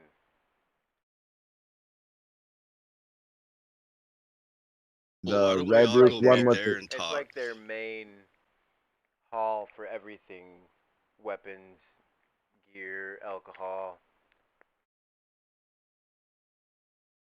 Would y'all like to go meet over there? Is the bar open? We have things we'd like to talk about. I lean over to Iroh. Like, we actually came here to talk to them about things, right? Or was this like just a pit stop? And we got lucky. Well, no, it was a twofold journey here. One was to pay for the next load of limestone and dwarven craftsmen and rock to be hauled, uh, and to get pit supplies to cut through a trail I know through the mountains. Yeah, we need to talk to you guys all about that and who we can hire for that. We got plenty of gold and we need some supplies, but if we could talk over in the tavern, that would be even better. I need insight checks, and then you can move to the tavern. Damn. You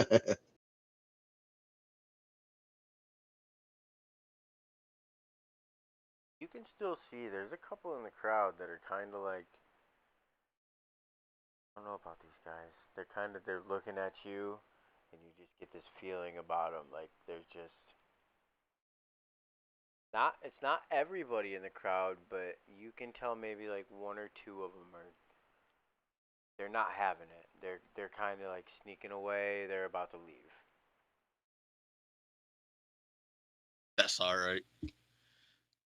As we're all like walking out and be like, guys, be careful. There's a little bit of dipshit on the ground right there. So just watch your step. You don't want to get none of that on you. It's horrible. It doesn't. Wow.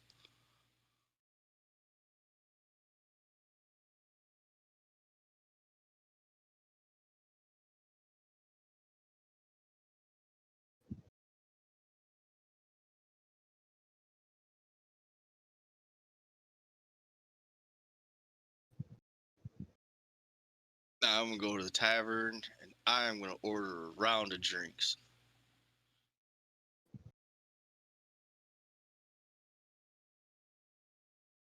Iroh, I'm real sorry. You may have some extra explaining to do. You know that when he was setting the terms for combat that you had to let him finish. Now I now understand by whoops, sorry. Moved the wrong character. The main room where we got the arrows is where we're at now, right?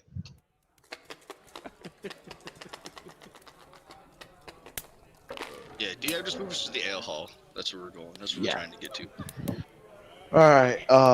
So yes, Noseeme, you know that when he was issued you uh, trial by combat or whatever the fool thought it was going to be, there are certain etiquettes you're supposed to follow. We went over this in Sheltorn at the docks. Remember that bravado young noble? I totally let him get out his request for combat. It's not my fault he didn't set down the rules before requesting combat. Once you Yes, say but combat's on, it's on. yes, but remember the next step is the weapons have to be drawn. He wasn't And fast enough. you always forget that part. Oh well. He needed to be faster. Well, either way, you put another thorn in Saxton's side and released one from ours. But you may replace two instead with the dwarves. I held Horndridge, our good ambassador, will be able to smooth things out. If you think about it, really, that guy's been on borrowed time since you saved him like 3 months ago. So Yes, yes. Now then, let us grab some food. Barkeep, let us take some food and get us a room. Yes, yes. I will pen us a letter and send it out in the morrow, asking Horndridge to try to smooth this incident over, and to let them know that at least Castle Rend has struck a mighty victory today. Truly, you are very fast with that bow, Noseeme. Lightning fast. I remember a time when I could trace your arrow as it flew through the sky, but as the days grow longer, it seems that my eyes cannot keep up with your shots no more, my friend. yeah, I might have gotten a little faster too. Always boastful. That's what I liked about you the first day we met. But the reason I ask you to travel with me this time is I'm going to need your skills to sneak us through the mountain pass ahead. I hear great beasts line the walls of this mountain pass, and I must reach a small cabin on the other side, close to a village. Sounds You good to think? me. Could hunt a couple beasties and head to this place. But truly, my friend, though, the hardest part of the task is when we get to where our destination will lead us. I need a promise from you.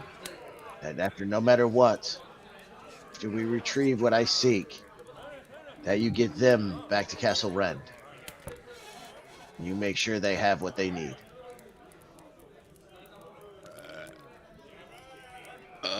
You're talking about our future cargo like it's people.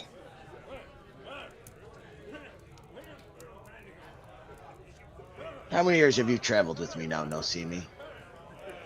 How many campaigns have we fought and lords have we served since my daimyo fell in combat? Oh, about as many as I got fingers. Actually, maybe a few more now that I think about it. 12, 15. God dang. Wow, it has been a little while, hasn't it? I was just a young man of 22 years of age when we met, Noseeme. It's been almost 20 years. Remember that time after the Philippart campaign when I left for a while and then we ran back up in Shonakin City?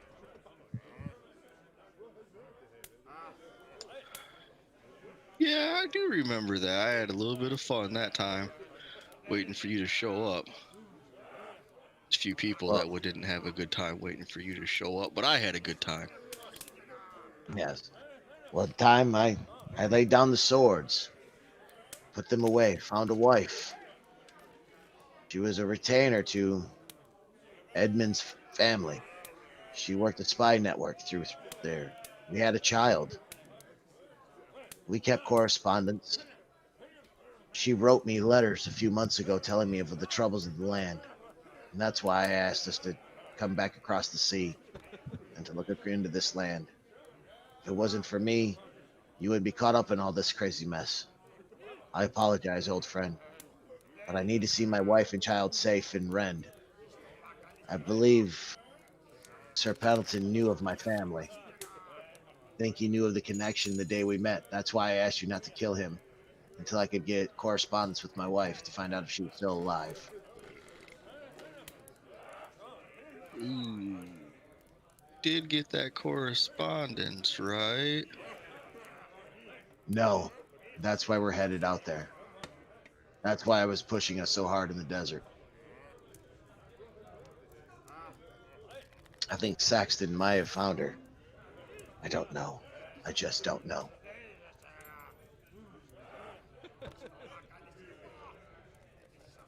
Well, I guess we need to make this place quick. Thank you, my friend. But let us eat. Let the horses rest. We can make do in the morning. If she's already returned to the earth, then so be it.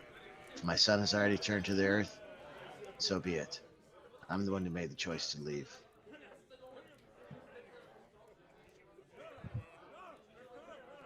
It's been a long road. I'll see you in the morning, Noseeme. And with that, Iroh goes to our rooms. I take it we already did all that stuff, correct? Metagamed it out. Yeah. Since I got extra time, I'm gonna meditate. Obviously, I'll be up way before him in the morning. I'm gonna have the cart and everything ready to go, so that as soon as he's ready, like up, that like we're out. I'm gonna have like breakfast and a satchel, like we're gonna get that shit to go, Did you so that change we the can screen just color? hit the road. Yeah, nighttime. I made it nighttime. Nice. Nice. But yep, It's I'm just new. gonna grab everything to go, so that he doesn't have to do anything to get ready in the morning except get his gear on and hop on the horse.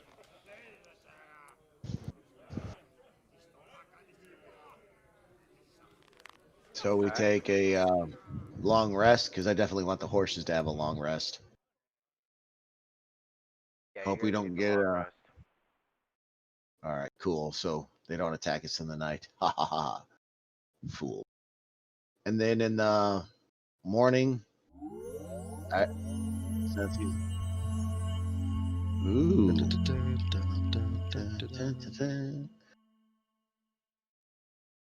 That was pretty cool. That was. I like that. That was cool too.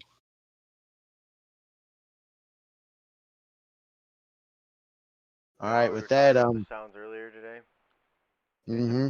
Yeah, I totally forgot Yep. to turn them on until just now.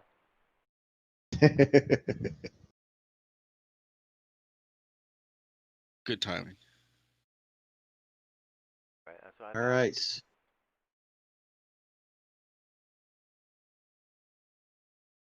All right, so yeah, you guys sleep through the night, no troubles, nothing. It's like everything went back to normal after Pelatin died. Like everybody came back outside, the people were around, and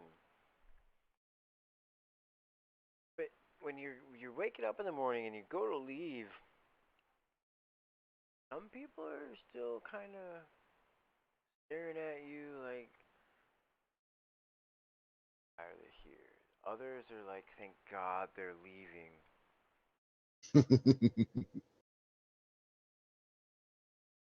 Nothing but trouble and sorrow comes with them. We will have to do something nice for these people, or not. Let's be about our business, Noseeme. We'll give the ambassador some money to send a oh, we'll restore the statue or anything need restored. Anything. I don't know. Plant some. We'll have them plant some trees. That sounds good.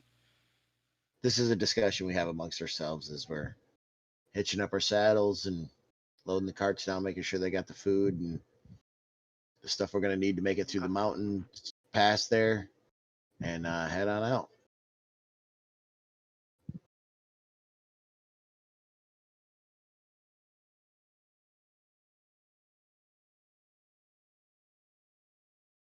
All right, well, you guys leave Drysted, and I'll share the Trocan map again.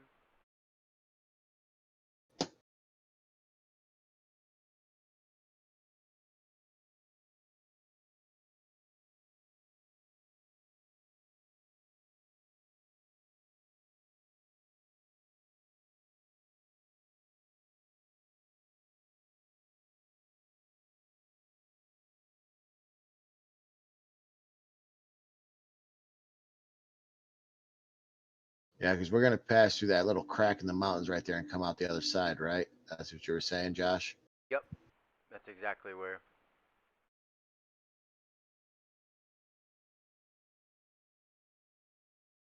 It's like a crevice through there. It's a path through the mountains.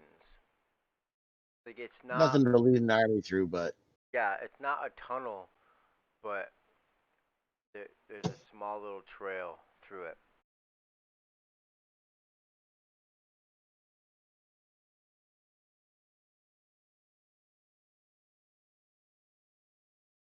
I imagine when we're going through this tunnel in some spots, uh, I'll be pulling the horse and then the horse with the wagon, The and you'll be horses won't make riding it through. ahead.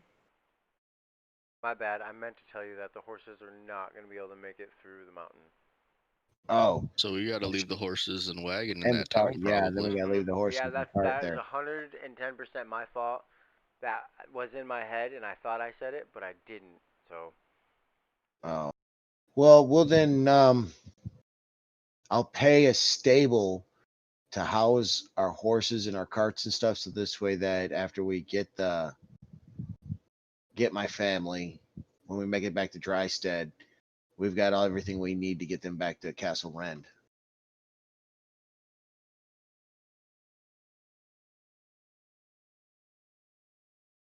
you two are walking this trail. You're walking, and you've been walking for probably, let's say, 5 or 6 hours now, and you look around and you can't see any further. Like you just see nothing but trail. Turn around and look behind you. You see nothing but trail. Kind of looking at the walls that have been formed through this, and the writings of people just as they go. It's just their boredom, and you know you're about the halfway point because you look up and there's a huge slit down the middle of the crack, middle of the crevice, and everybody's always marked that out as a halfway point.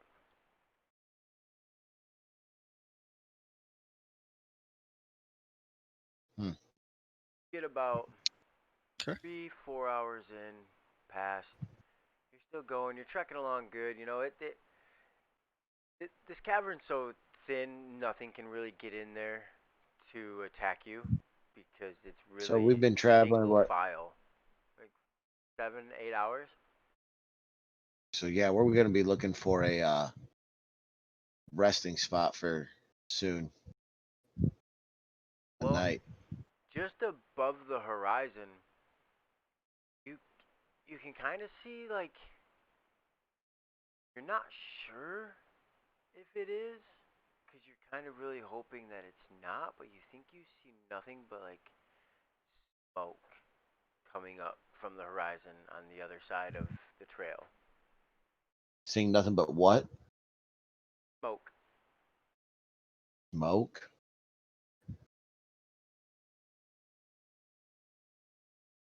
Kind of smell bonfire. And it's close to the little small village on the other side that where my wife went into hiding. I take it we're gonna pick up the pace. Yeah, we're gonna force march it, I'm guessing. All right. Or Yeah, because you can only go single file through this. yeah. So That's we're gonna why it's pick up the taking you so pace. long.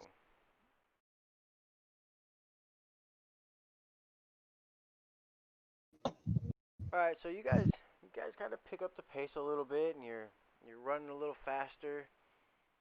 You're trying to move through the crack in the crevice of the mountain. Roll survival or acrobatics or athletics.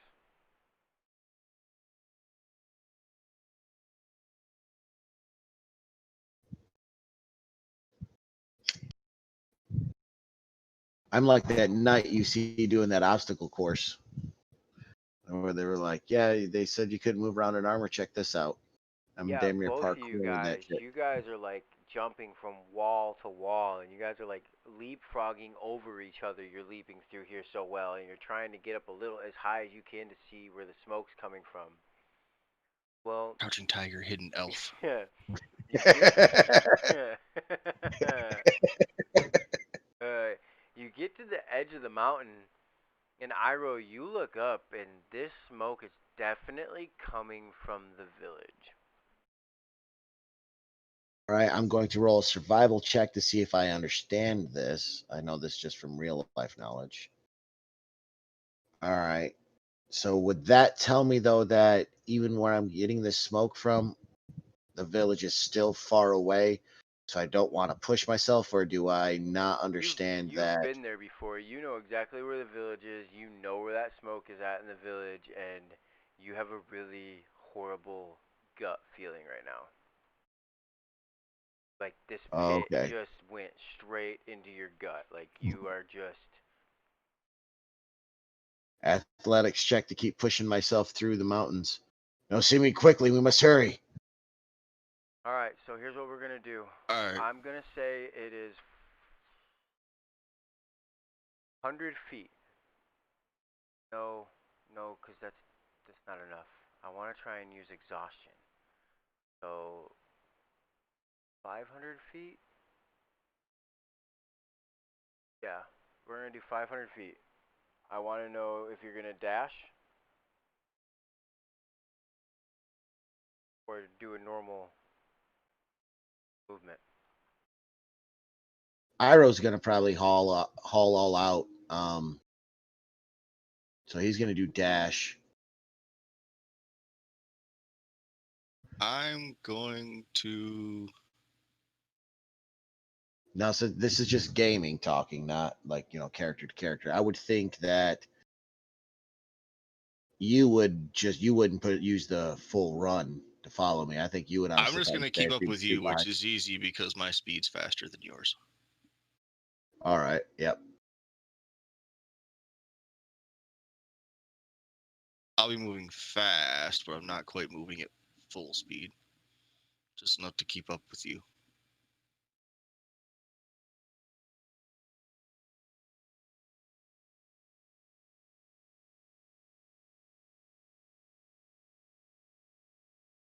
All right, you guys are getting closer to the town, and kind of getting tired at the same time. And but as soon as you get tired, you kind of catch yourself and you get yourself back up, and all right, nice.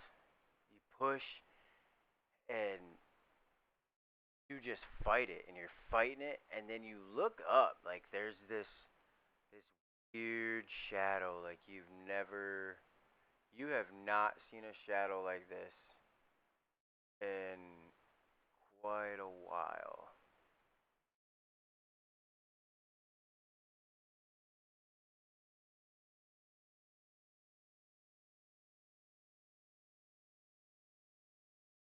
No, it can't be.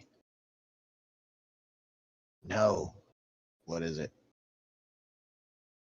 Look up and you see this young looking dragon just flying, and it's blowing oxygen onto the fire, and you're just watching the town get more engulfed in flames. And in the town, you can hear screams, and you can hear sword battles, and you can hear other screams, and you look and you can see like people chasing the the villagers with swords and attacking them, and they have torches starting fires everywhere they can. Oh, I'm laying it straight. I'm going John Wick. I'm walking in there just 30 foot, slashing and attacking, cutting my way to where my wife's house is at. All right, let's do it this way then, because I don't have the guys. I have the dragon. You're gonna fight the dragon. I want Okay. for Well, I'm just saying what you're gonna what do. Give me what's head 5 attacks, and if you roll high enough on the 5 attacks, I'll I'll let you explain it to where the dragon comes down, and then we'll enter that combat. Okay.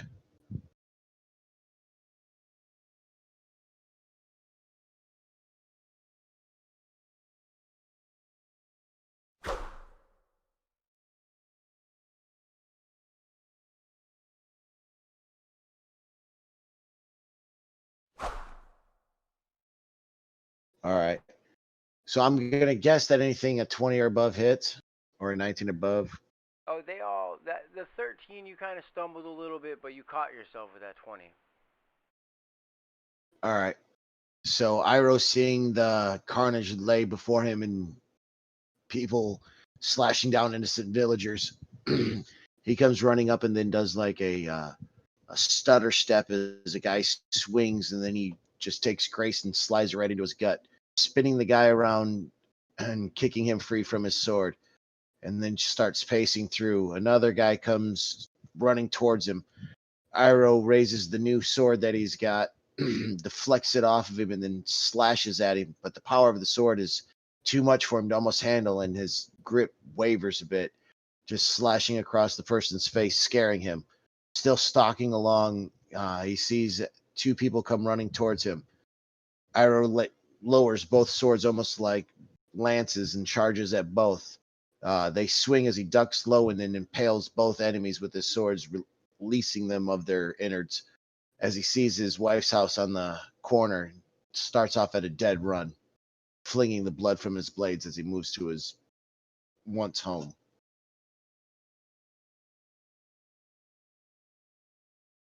You're going through and you're just I'm just walking behind them, plugging people. shooting. You're catching the ones on. Here's how I picture it. Iroh's running in, and he don't care about the dragon. He's straight beelining it to his wife's cabin, right? Like you're not even focused on the dragon at this point. You are more focused on like your family. Am I wrong? Nope, you are 100% correct. Okay. So I picture you're running through, and just as you're at this point you can't run because there's so many people. You're just walking around with this sword, both hands, just chopping them down. And then here's Noseeme arrows just coming out of like darkness, like all of a sudden you just see bodies falling off buildings. coming Ones that down, would be shooting me in the swords back with arrows. everywhere. Yeah, and it's just carnage all the way up to the cabin. As you get closer to the cabin, you're looking and you can definitely see where there was once a cabin is now just like a rubble of wood. God, it's just a pile of rubble.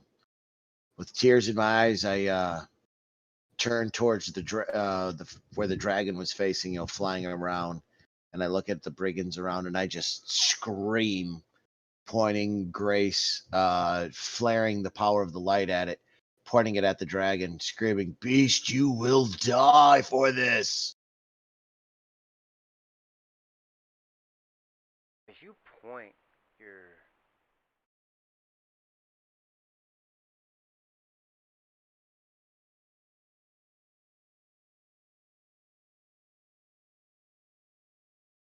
well, I had a map pop up that wasn't supposed to. No. You point your sword at it and you initiate like the sword and you point it right at the dragon and this beam of light just hits it like right in the dragon's face and the dragon just goes straight down and just right in the middle of you and Noseeme. It just hits the center of the town.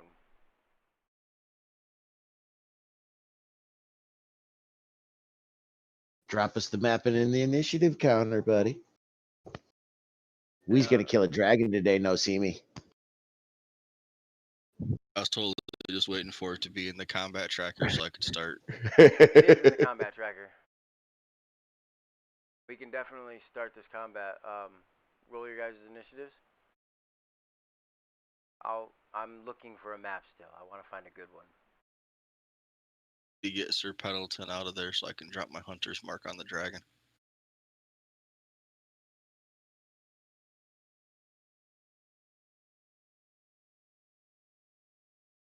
Sorry, I thought I took him out earlier.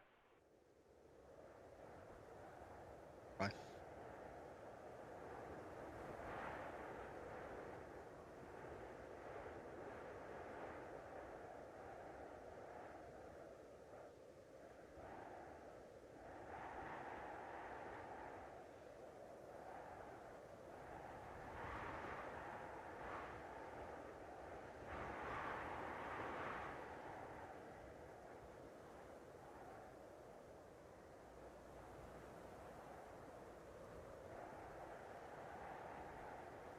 Alright, so, Noseeme, roll initiative.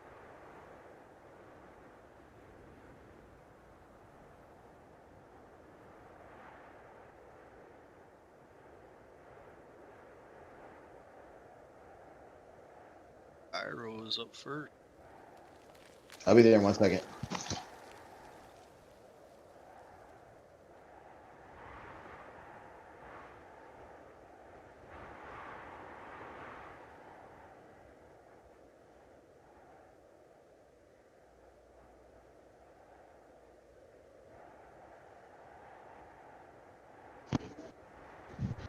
All right.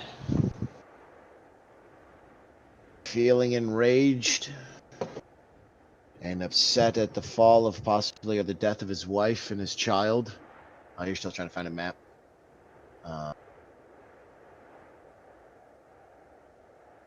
Iroh. All right. How do you Control and click on him. Okay. In the combat tracker works the same. Yep.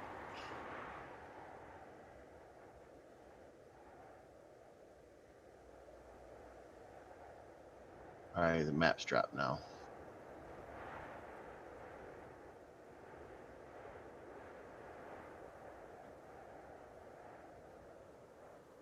Ooh, I like that map. It's just one of the ones I got with one of the packs. We're gonna say that this building right here was your house. Okay. Oh.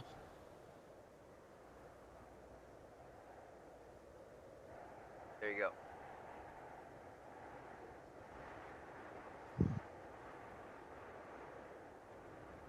How dare you? How dare you, beast of lore, appear now? Why? Why? Swing one.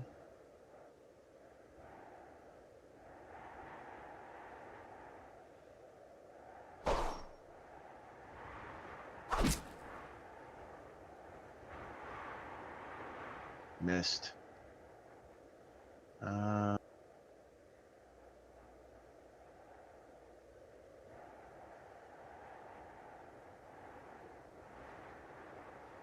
Oh yeah, you gotta start me off and you gotta start the combat track for killer.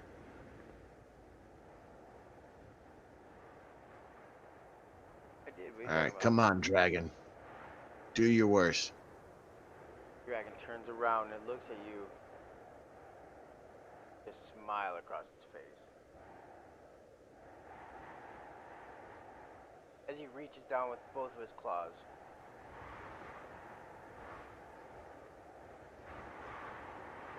Kissing with his first one.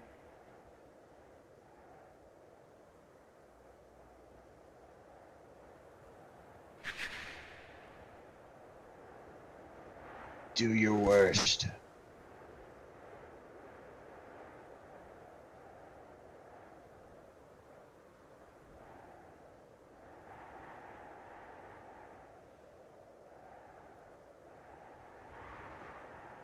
And as it goes to bite you, it kind of just like bites down too soon.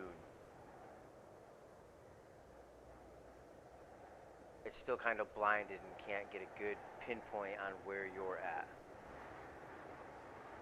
Noseeme? You're hiding the smoke in the tree. We'll say the light green, kind of like what you're standing in, is smoky, and then the dark green to your right, those are gonna be bushes and shit.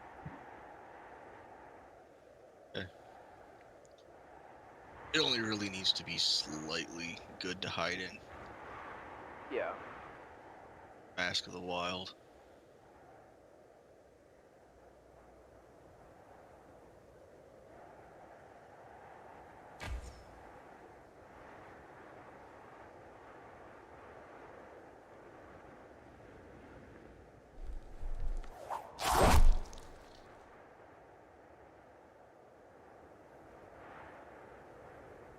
Gotcha, beastie. Oh yeah.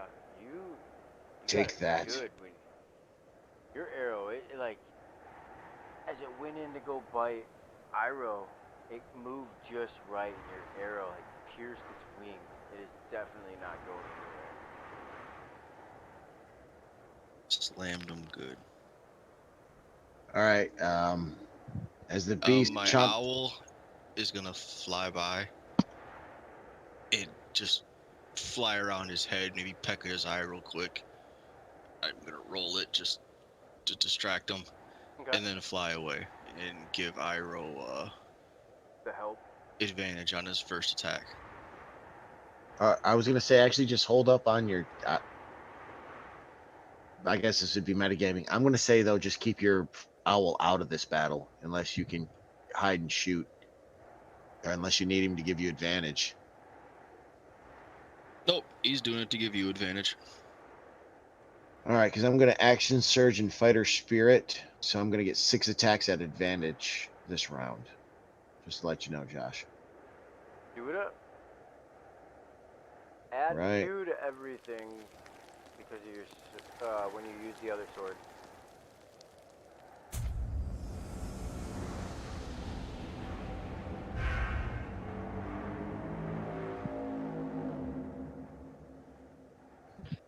First attack. Miss.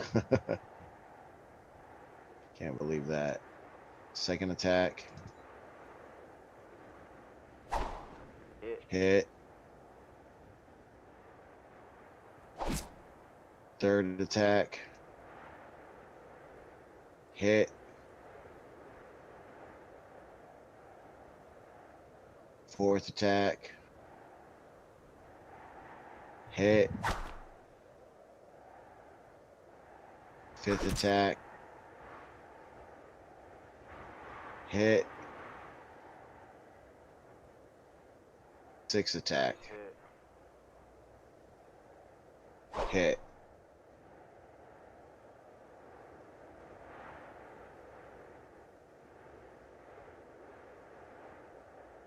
I didn't drive that 6th attack damage. Hold on a second. Yeah, I'm waiting.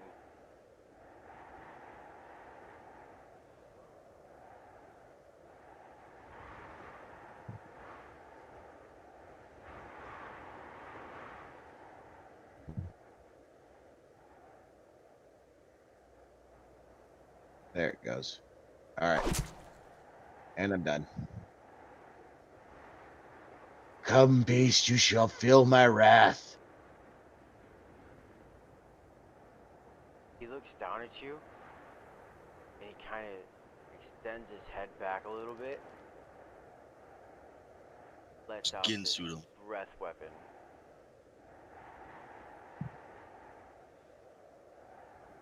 Bring it.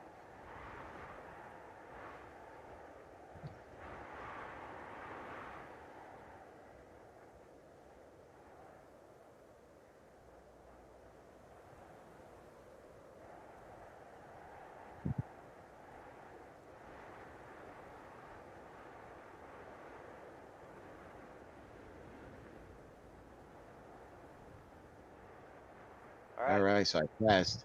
Yeah, he So I don't take passed. no damage? Nothing happens to you. I don't take half damage for it? Nope, you don't take anything.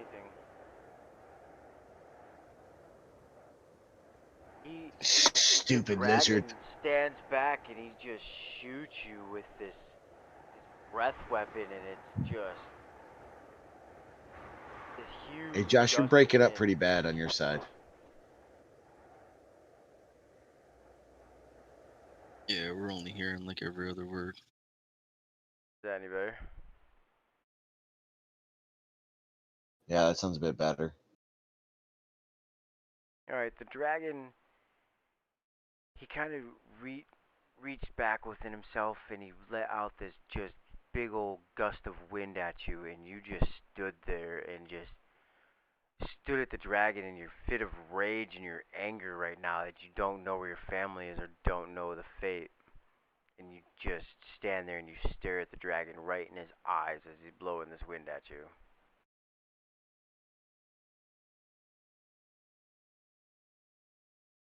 It's kind of like, bring it!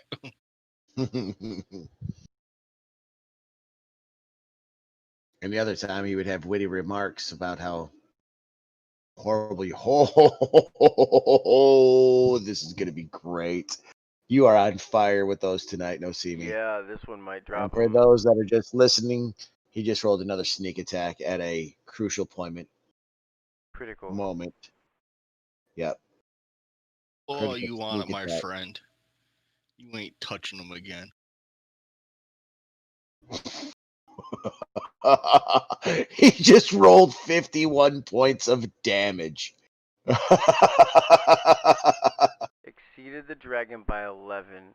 As the dragon is blowing its breath weapon at Iroh, and he's just standing there staring at it, getting ready to chop down with his sword. Again, Iroh, right in front of you, an arrow just like goes right through the dragon's dome, and he just drops like right where he is. The breath stops going, and all of a sudden, all around you, all the other attackers and onlookers, everybody just stopped, and now everybody's just kind of like staring at you guys. What do you mean? I'm hidden. That was all Iroh. He dropped that dragon. Everybody's staring at Iroh. I'm standing there breathing, knowing, what just happened, watching the arrow split its dome and as it falls. I spin around, my rage not quite seated yet, and looking at the destruction of the house.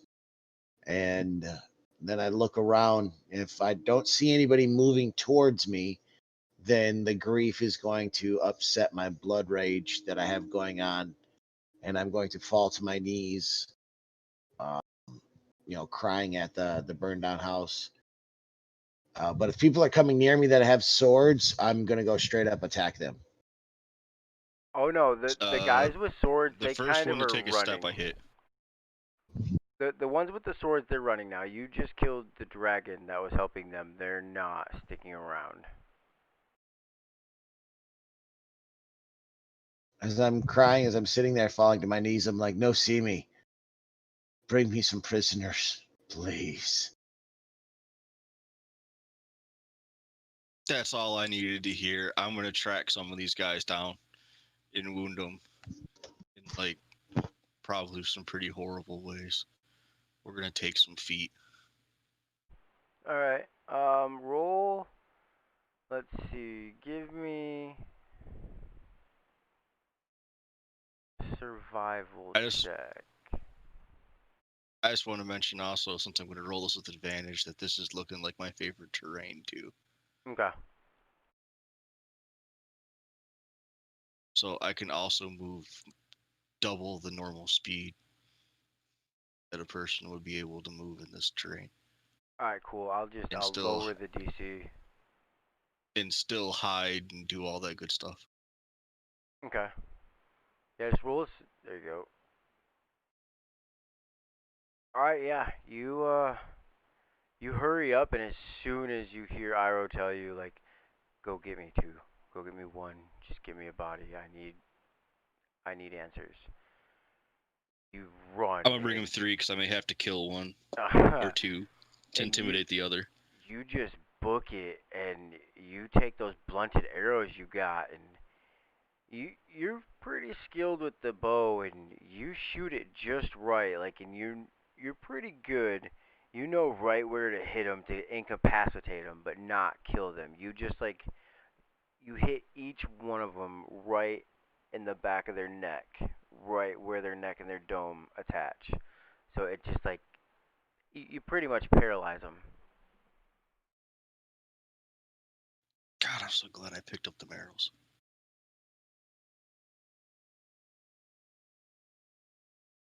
So you have 3 paralyzed knights. We'll say they're knights, and roll a perception. Both of you can.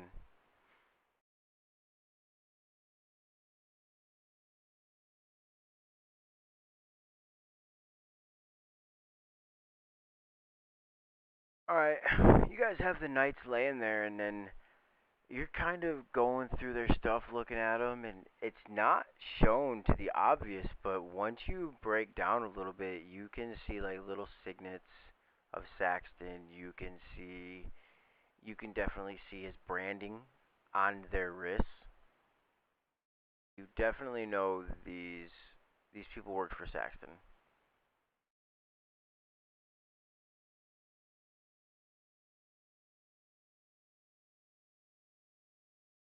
So I get to kill more of Saxton's men today. Alright, I'm gonna bring all 3 of them before Iroh. And then just kind of stand behind him with the arrow drawn. Definitely not blunted this time. Alright.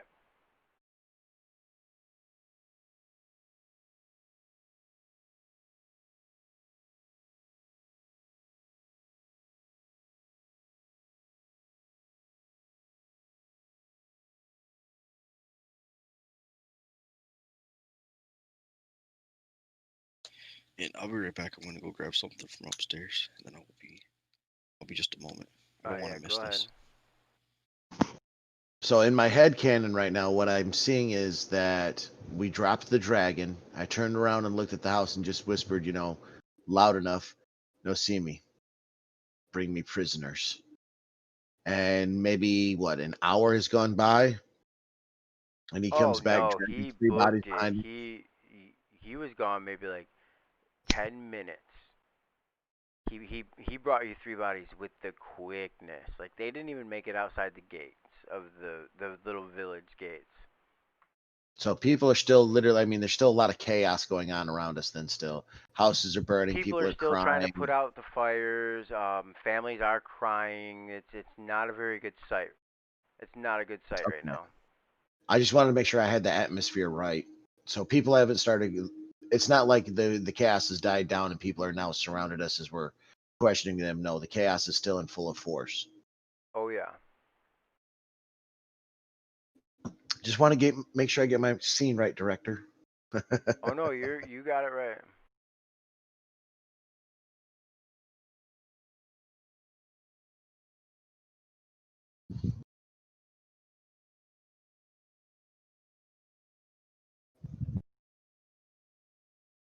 It's funny reading back what we're saying on Facebook The because of the caption. delay. Yeah. Yeah. Yeah, I'm back. Okay. So Jay, from what I'm taking, the scene is that it's still very chaotic going on right now. Houses are still burning down. People are still crying. You know, there's still a lot of chaos going on by the time you bring these guys back. So we're not going to have an audience. Iroh's alignment might change today. I definitely wasn't worried about an audience.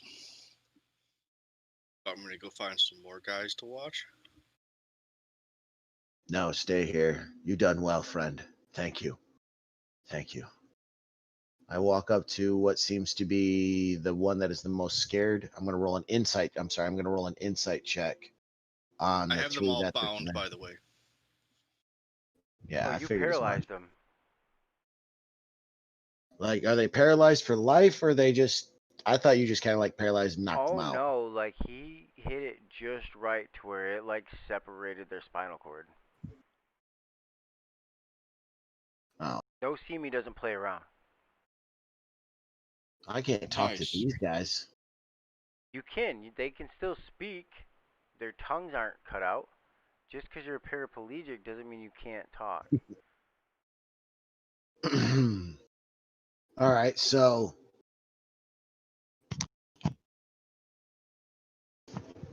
all right. Iroh's sitting there seeing Noseeme drag the three bodies up, finish dragging the third body, and see him go to leave to go get another. No, friend, that is enough. We will get our answers for them. If not, we will find a way. And I walk over to where the first one's at. One of them that's definitely conscious, and I reach down and I cup his head in my hands. Put my hand behind his head. Lifting him up, kind of like cradling him a little bit, and like, soldier, soldier, wake up, wake up. Is he conscious? Yep. He kind of, his eyes open and he looks at you and he's just like in shock. Like he's trying to move, but he definitely is not moving. Hold still. Hold still. If you want this to end, tell me why. Why have you done this to my house? Why have you done this to my family? Why? And in a fit of rage, unrealizing his own strength, he snaps his neck. All right.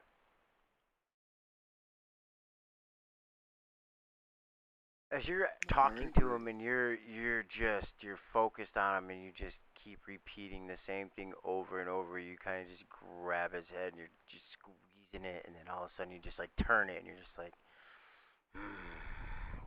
you kind of like got mad at yourself because you didn't want to, but at the same time you kind of did. Roll a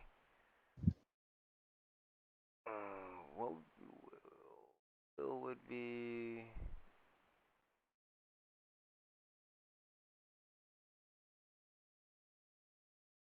My heart is breaking. My wisdom to make good judgments. Why? The Yeah, line that I walk is cracking. give me a wisdom check. I just rolled one. I Oh got a yeah. 6. Yep, you are you're almost you're seeing red I right got, now. You are not thinking straight at all. You are not yourself. You are definitely getting a little bit more evil as you go. I head over to the next one. I pick him up, kind of in the same way. I grab him and sit him up on something, hold his head up, knowing that his body's limp. Awaken. Awaken. Wake up and answer for your crimes. Awaken and hear your sins. Quickly confess them now. Is he awakened, coherent enough to understand what's happening to him? Oh yeah, same as last one. He kind of wakes up and he looks at you, and again he's just like in shock, like, oh God, what's going on? And he looks at you and he's like, I'm sorry. I was just doing what I was told. I'm sorry. I'm sorry. Please, please don't kill me. He looks over at his friend and he's like, oh my God. He looks at his other friend. And he's like, oh Jesus, what did you guys do? That is not what we have done. That's what you have done with your actions. Now answer me quickly. Why have you done this? Why did you follow these orders? Who gave them? And why would he have you attack such a nowhere place? There's nothing but women and children here. Damn goat sheep herders.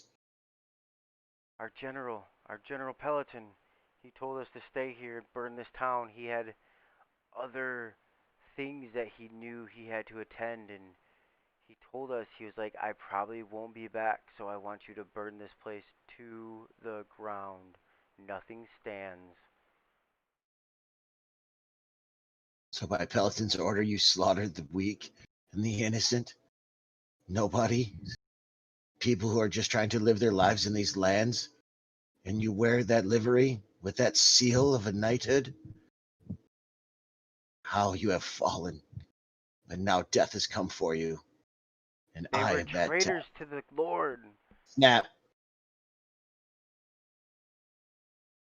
Alright? One left. Stand up. I stand up and look at Noseeme. I pull my blades from their scabbards and start to clean them upon his cloak.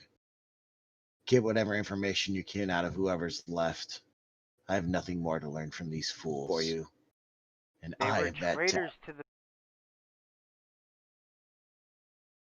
And I walk away over here and start sifting through the burning rubble.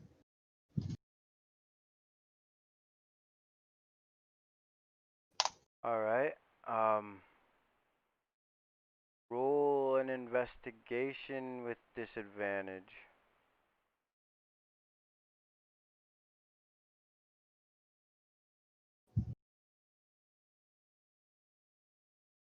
Noseeme is going to drag the third body over to where the first two are now burning. And then I'm going to take some good berries and I'm going to shove them in the guy's mouth. So I need you good and conscious for this, boy. Can't have you passing out or nothing. And maybe even heal up that neck just a little so you feel the tingle. So, where did you come from? Like, where were you stationed? Were you with?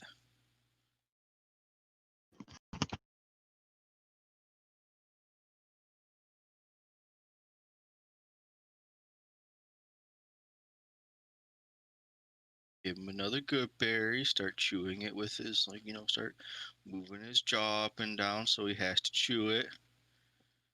Come After on, stay with me. after enough good berries, he kind of looks at you, and he's spitting the good berries back at you at the same time. He's like, "Let me die. Lord Oh no, Saxton will have that's you. not gonna happen. Lord Look, I Saxton will already make you killed his pay." general today. Just gonna. Oh my gosh! Did I drop a little burning cinder on your forehead? That's where you can still feel. I'm sorry. Let me brush that off. Let me just brush that off. Now, where'd you come from again? I'm sorry, I didn't hear that.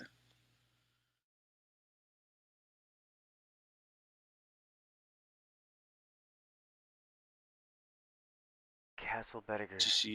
Castle Bediger, please just let me die. I promise you, you're not gonna live much longer anyway.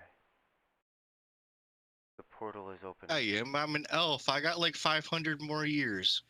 You, if you're lucky, have like 500 more seconds. Shut up. I didn't ask you a question again. Just here, we'll just put some more good berries in the mouth and we'll chew. And I'm like grabbing his head and like forcing his jaw up and down. Chew like a good little boy. Chew, chew. Hold your hand As over you're his. doing that, you hear Oh him. He's yeah, like totally holding my hand over his mouth. the portal will yeah, you're gonna die. Portal.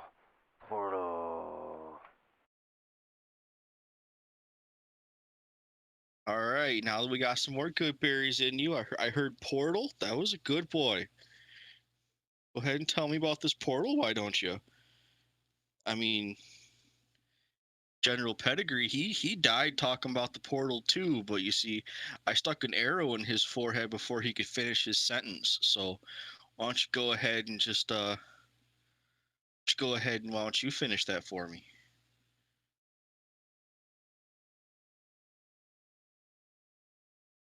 You'll learn. You'll see. Everybody will see.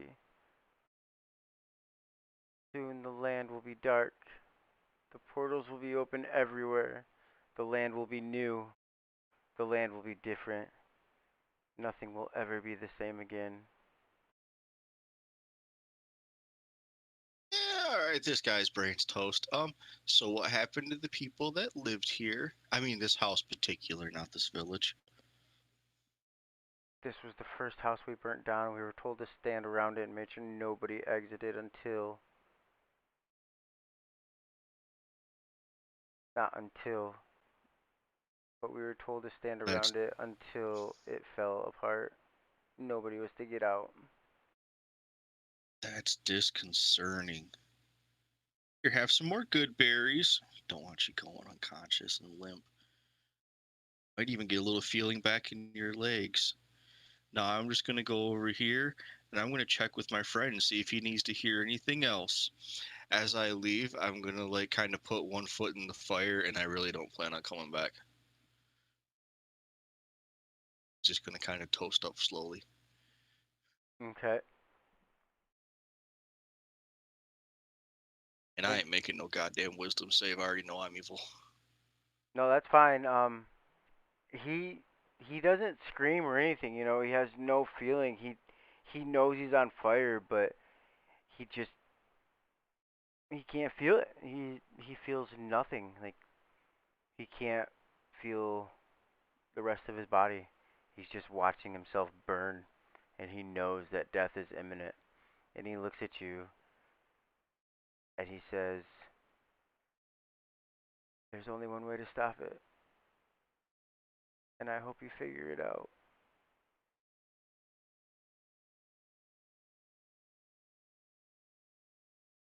Me too, because those would be some bummer last words for you if I don't. And then I'm gonna be less joyful about it when I go up to Iroh.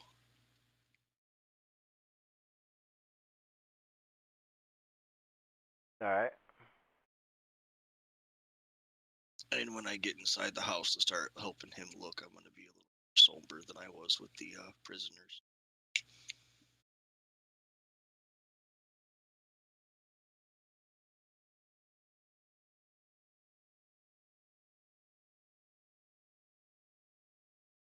And now I'm specifically looking for corpses or bone. I'm It takes a hell of a lot to burn bone. yeah, I'm sifting through kind of looking for corpses too, but not really. His heart's not really into it. He's just kind of looking around through the wreckage and remembering those lovely memories he had all them years ago when him and Celine shared this, and he didn't have to worry about swinging the sword or making his money from the blood of others. When Selena's trade is what brought food into the house, and he was able to raise his son for the first 5 years of his life.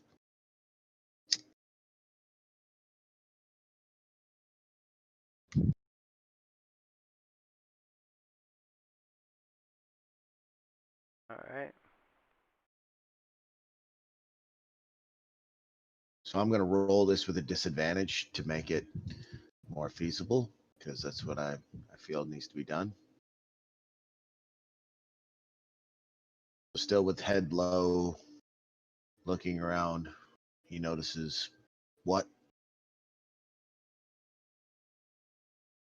You you're sifting through and you're looking and you find what you were hoping you wouldn't find. Underneath one of the rafters, you find your wife and your child holding each other under the wreckage, almost unrecognizable.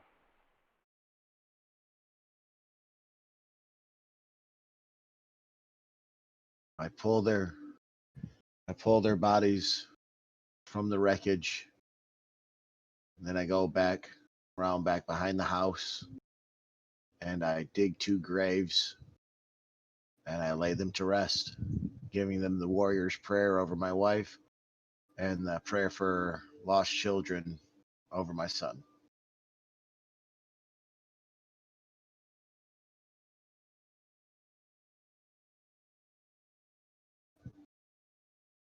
All right.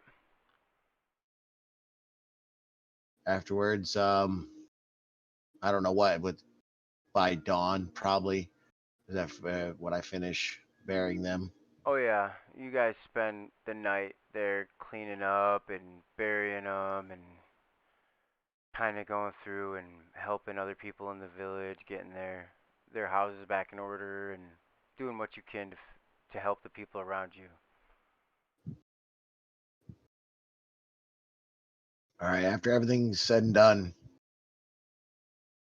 I tell Noseeme, I said, we need to talk to these people. This cannot go. The word of this must spread. Help me call all the villagers to the center of town. I would like to share words with them. All right, I'm gonna head around and start gathering up all the villagers.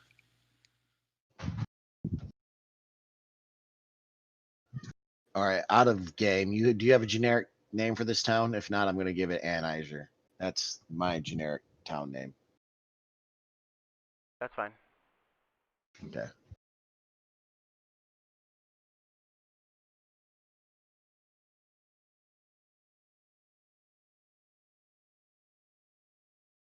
Are they near Arispel? Right. Yep.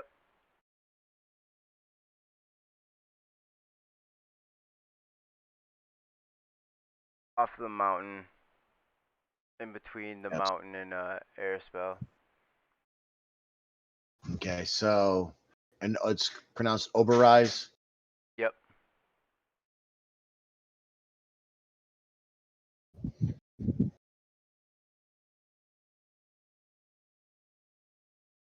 And Oberreis is still in neutral territory, right? As far as everybody knows till now, yes. Cool. Oh yeah, I'm going to spin this up. I'm going to straight up campaign manager this stuff.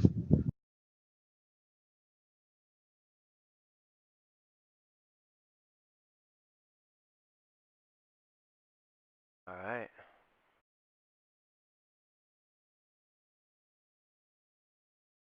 So you guys gonna head back to Castle Rend? Yeah, I'm going to give a quick speech, real quick. A quick speech. Yeah, I real went and quick. gathered everybody up. Okay. As I'm standing there set in the center of town, bags on our shoulders, gear, rations, ready to hit the road, obviously about our person. Good people of Anheuser, I am Iroh. Maybe you've heard of me, maybe you have not.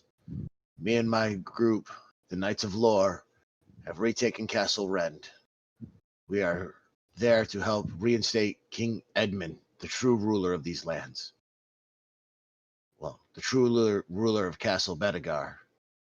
You people of Oberreis have sent back and taken a neutral stance.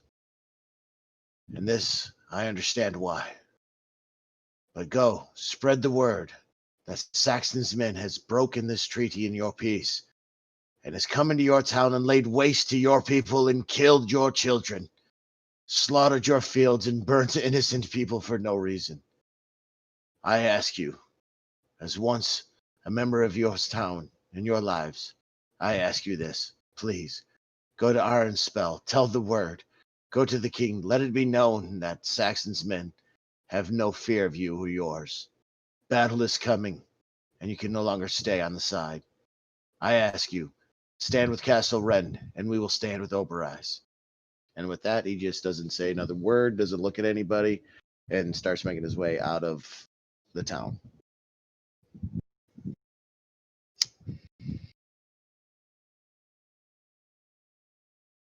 All right. I'm with that guy. You hear the villagers, they start to cheer for you, and you can hear some of them mutter things about how Castle Rend maybe wasn't as bad as what they thought.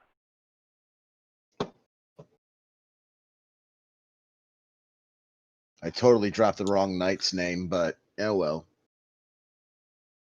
I will speak up and say, after you've gone to these villages and you've told them what happened to this day, if you need a new village, we have food and supplies at Castle Rend. It is to be considered a safe haven. Metagame. Hey, also tell them that we have work, money, jobs, homes. All right. I wasn't going to tell him we was going to put him in slavery right this moment. We're not putting them in slavery. We're give him jobs. Damn you. A couple of the NPCs come up to you, Noseeme, and they have some questions for you about what you just said. Okay. I look over at my shoulder, say, Noseeme, I'll be up just the road a bit. I can't be here right now. I'll just be up the road. You head up on ahead. I'll catch up. It's no problem for me. So I only move like maybe 15, 20 minutes up the road and then find a nice spot and smoke my pipe and contemplate what has just happened. Yep. So what exactly are you offering?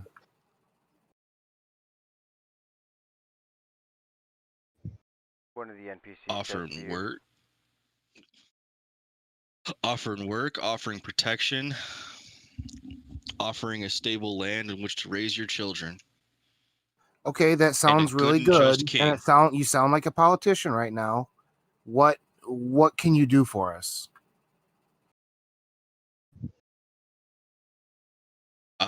Besides the protection, besides the not living in slavery under a local ruling lord.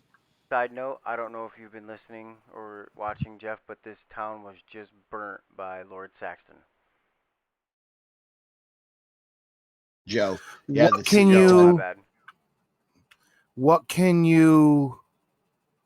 you assure me that your king is going to be any different from this king? He's being raised right.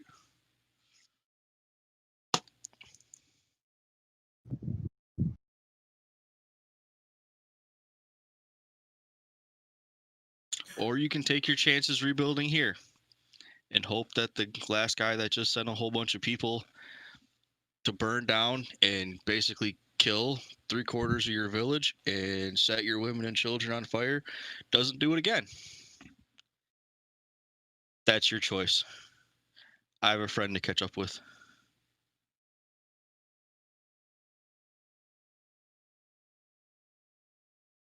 Jason, check our messages. Because I don't want to metagame over the mic. Check yours, Joe.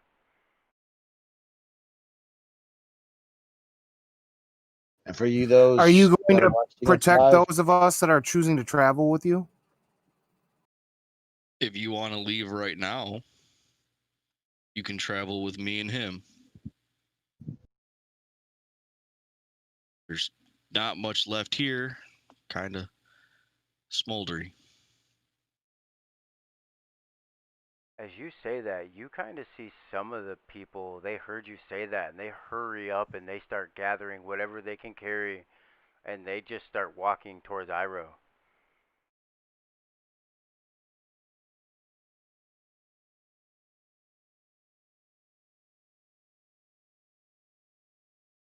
And do I see what's happening down the road? Because I don't think I'm out of shot, out of eyesight yet. You hear people Does Iroh see me walking out of town with like a half a village behind me. He sees them walking towards you, like towards him before you're even leaving. Like before you finish saying, "Yeah, we'll take care of you on the way there." People were grabbing their shit, like, "Yeah, we're going anyway. We don't care."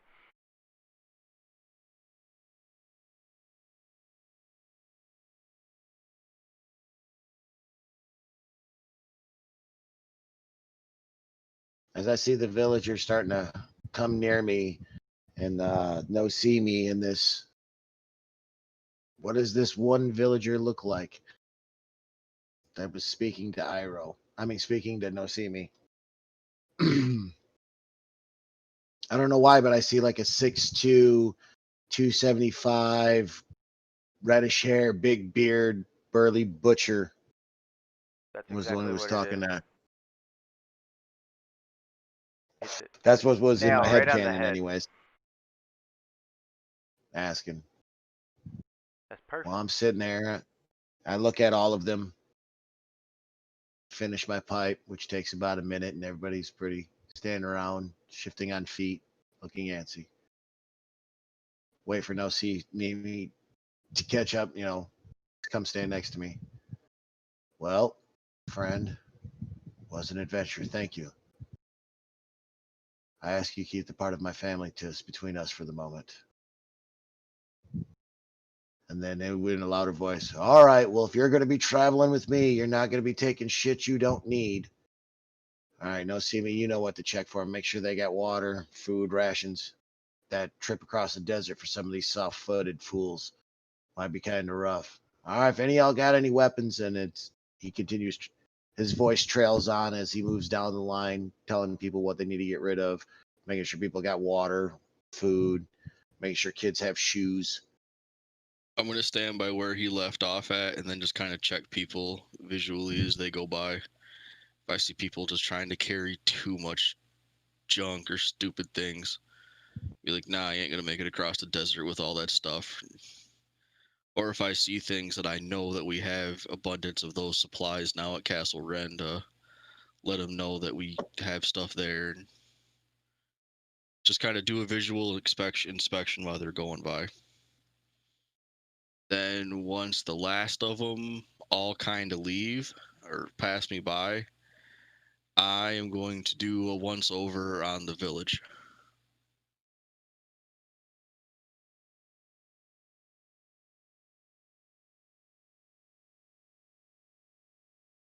Just make sure, nobody just got left behind that wanted to come or just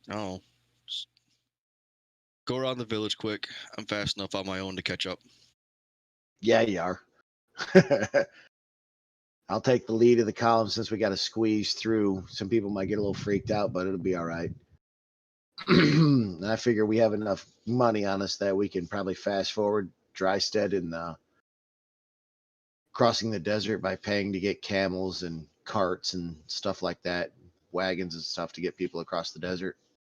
Yeah, we still have that wagon in Drystead, so we can get lots more water there too. Yep. Are there any wagons left in the village?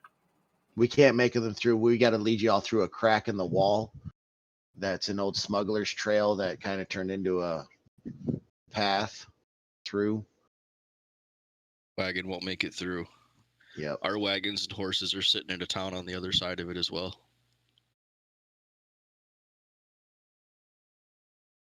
Will livestock make it through? No. I don't think no cows will. Maybe some small goats. Horses won't make it through. Chickens in cages. Nothing wider than a man. Yep. You big guy, you might not, you'll barely make it through. But definitely good, sir. We're going to need some of your talents. There are green hills along the side, and we've actually just recently acquired a bunch of cattle that are going to be overseen. Good butchers needed to tend the meat best. And I say encouraging things like that to other members amongst the NPCs. I mean the villagers as we're leading them through the mountains and then into Drystead, throughout the night, trying to comfort and soldier over them. Also, because at heart, Iroh is a soldier, and he has a general understanding what truly must be done now. That butcher. Go ahead, buddy. That butcher is going to try and gather a group of people, and he's going to tell you, well, there's no use in leaving what meat I have left to spoil. And he packs up, he opens up his stores for everyone to grab what they can to eat along the way. It's that kind of community that'll be beneficial in the future, good sir. I don't see shit when I'm first looking at everybody. Yeah. All right. So where do you want to take us to now, Josh? Do we want to, like I said, do we just want to fast forward through Drystead and straight to Gravesford, and then on to Rend? We're gonna go all the way back to Castle Rend. Okay. And that's where we're gonna call it. Sounds good. We have the starting of our village. Yep.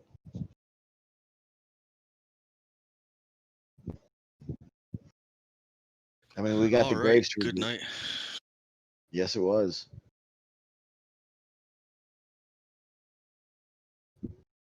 Rend has been very complex. I'm pretty sure that if I go through and listen to all the... Are we still streaming? Yeah, we didn't say bye yet. Okay, I was about to open up a rabbit hole, people. That's all right, though. Josh is going to edit it out. But those of you who watched the live version, appreciate you. Give likes and loves and sends and buttons and clicks and stuff. This is Jeff, again, playing Iroh Lorwick.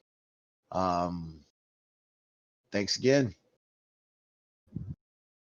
This is Jason. I was playing Crit Master Noseeme. And thanks for tuning in. This was a really awesome session.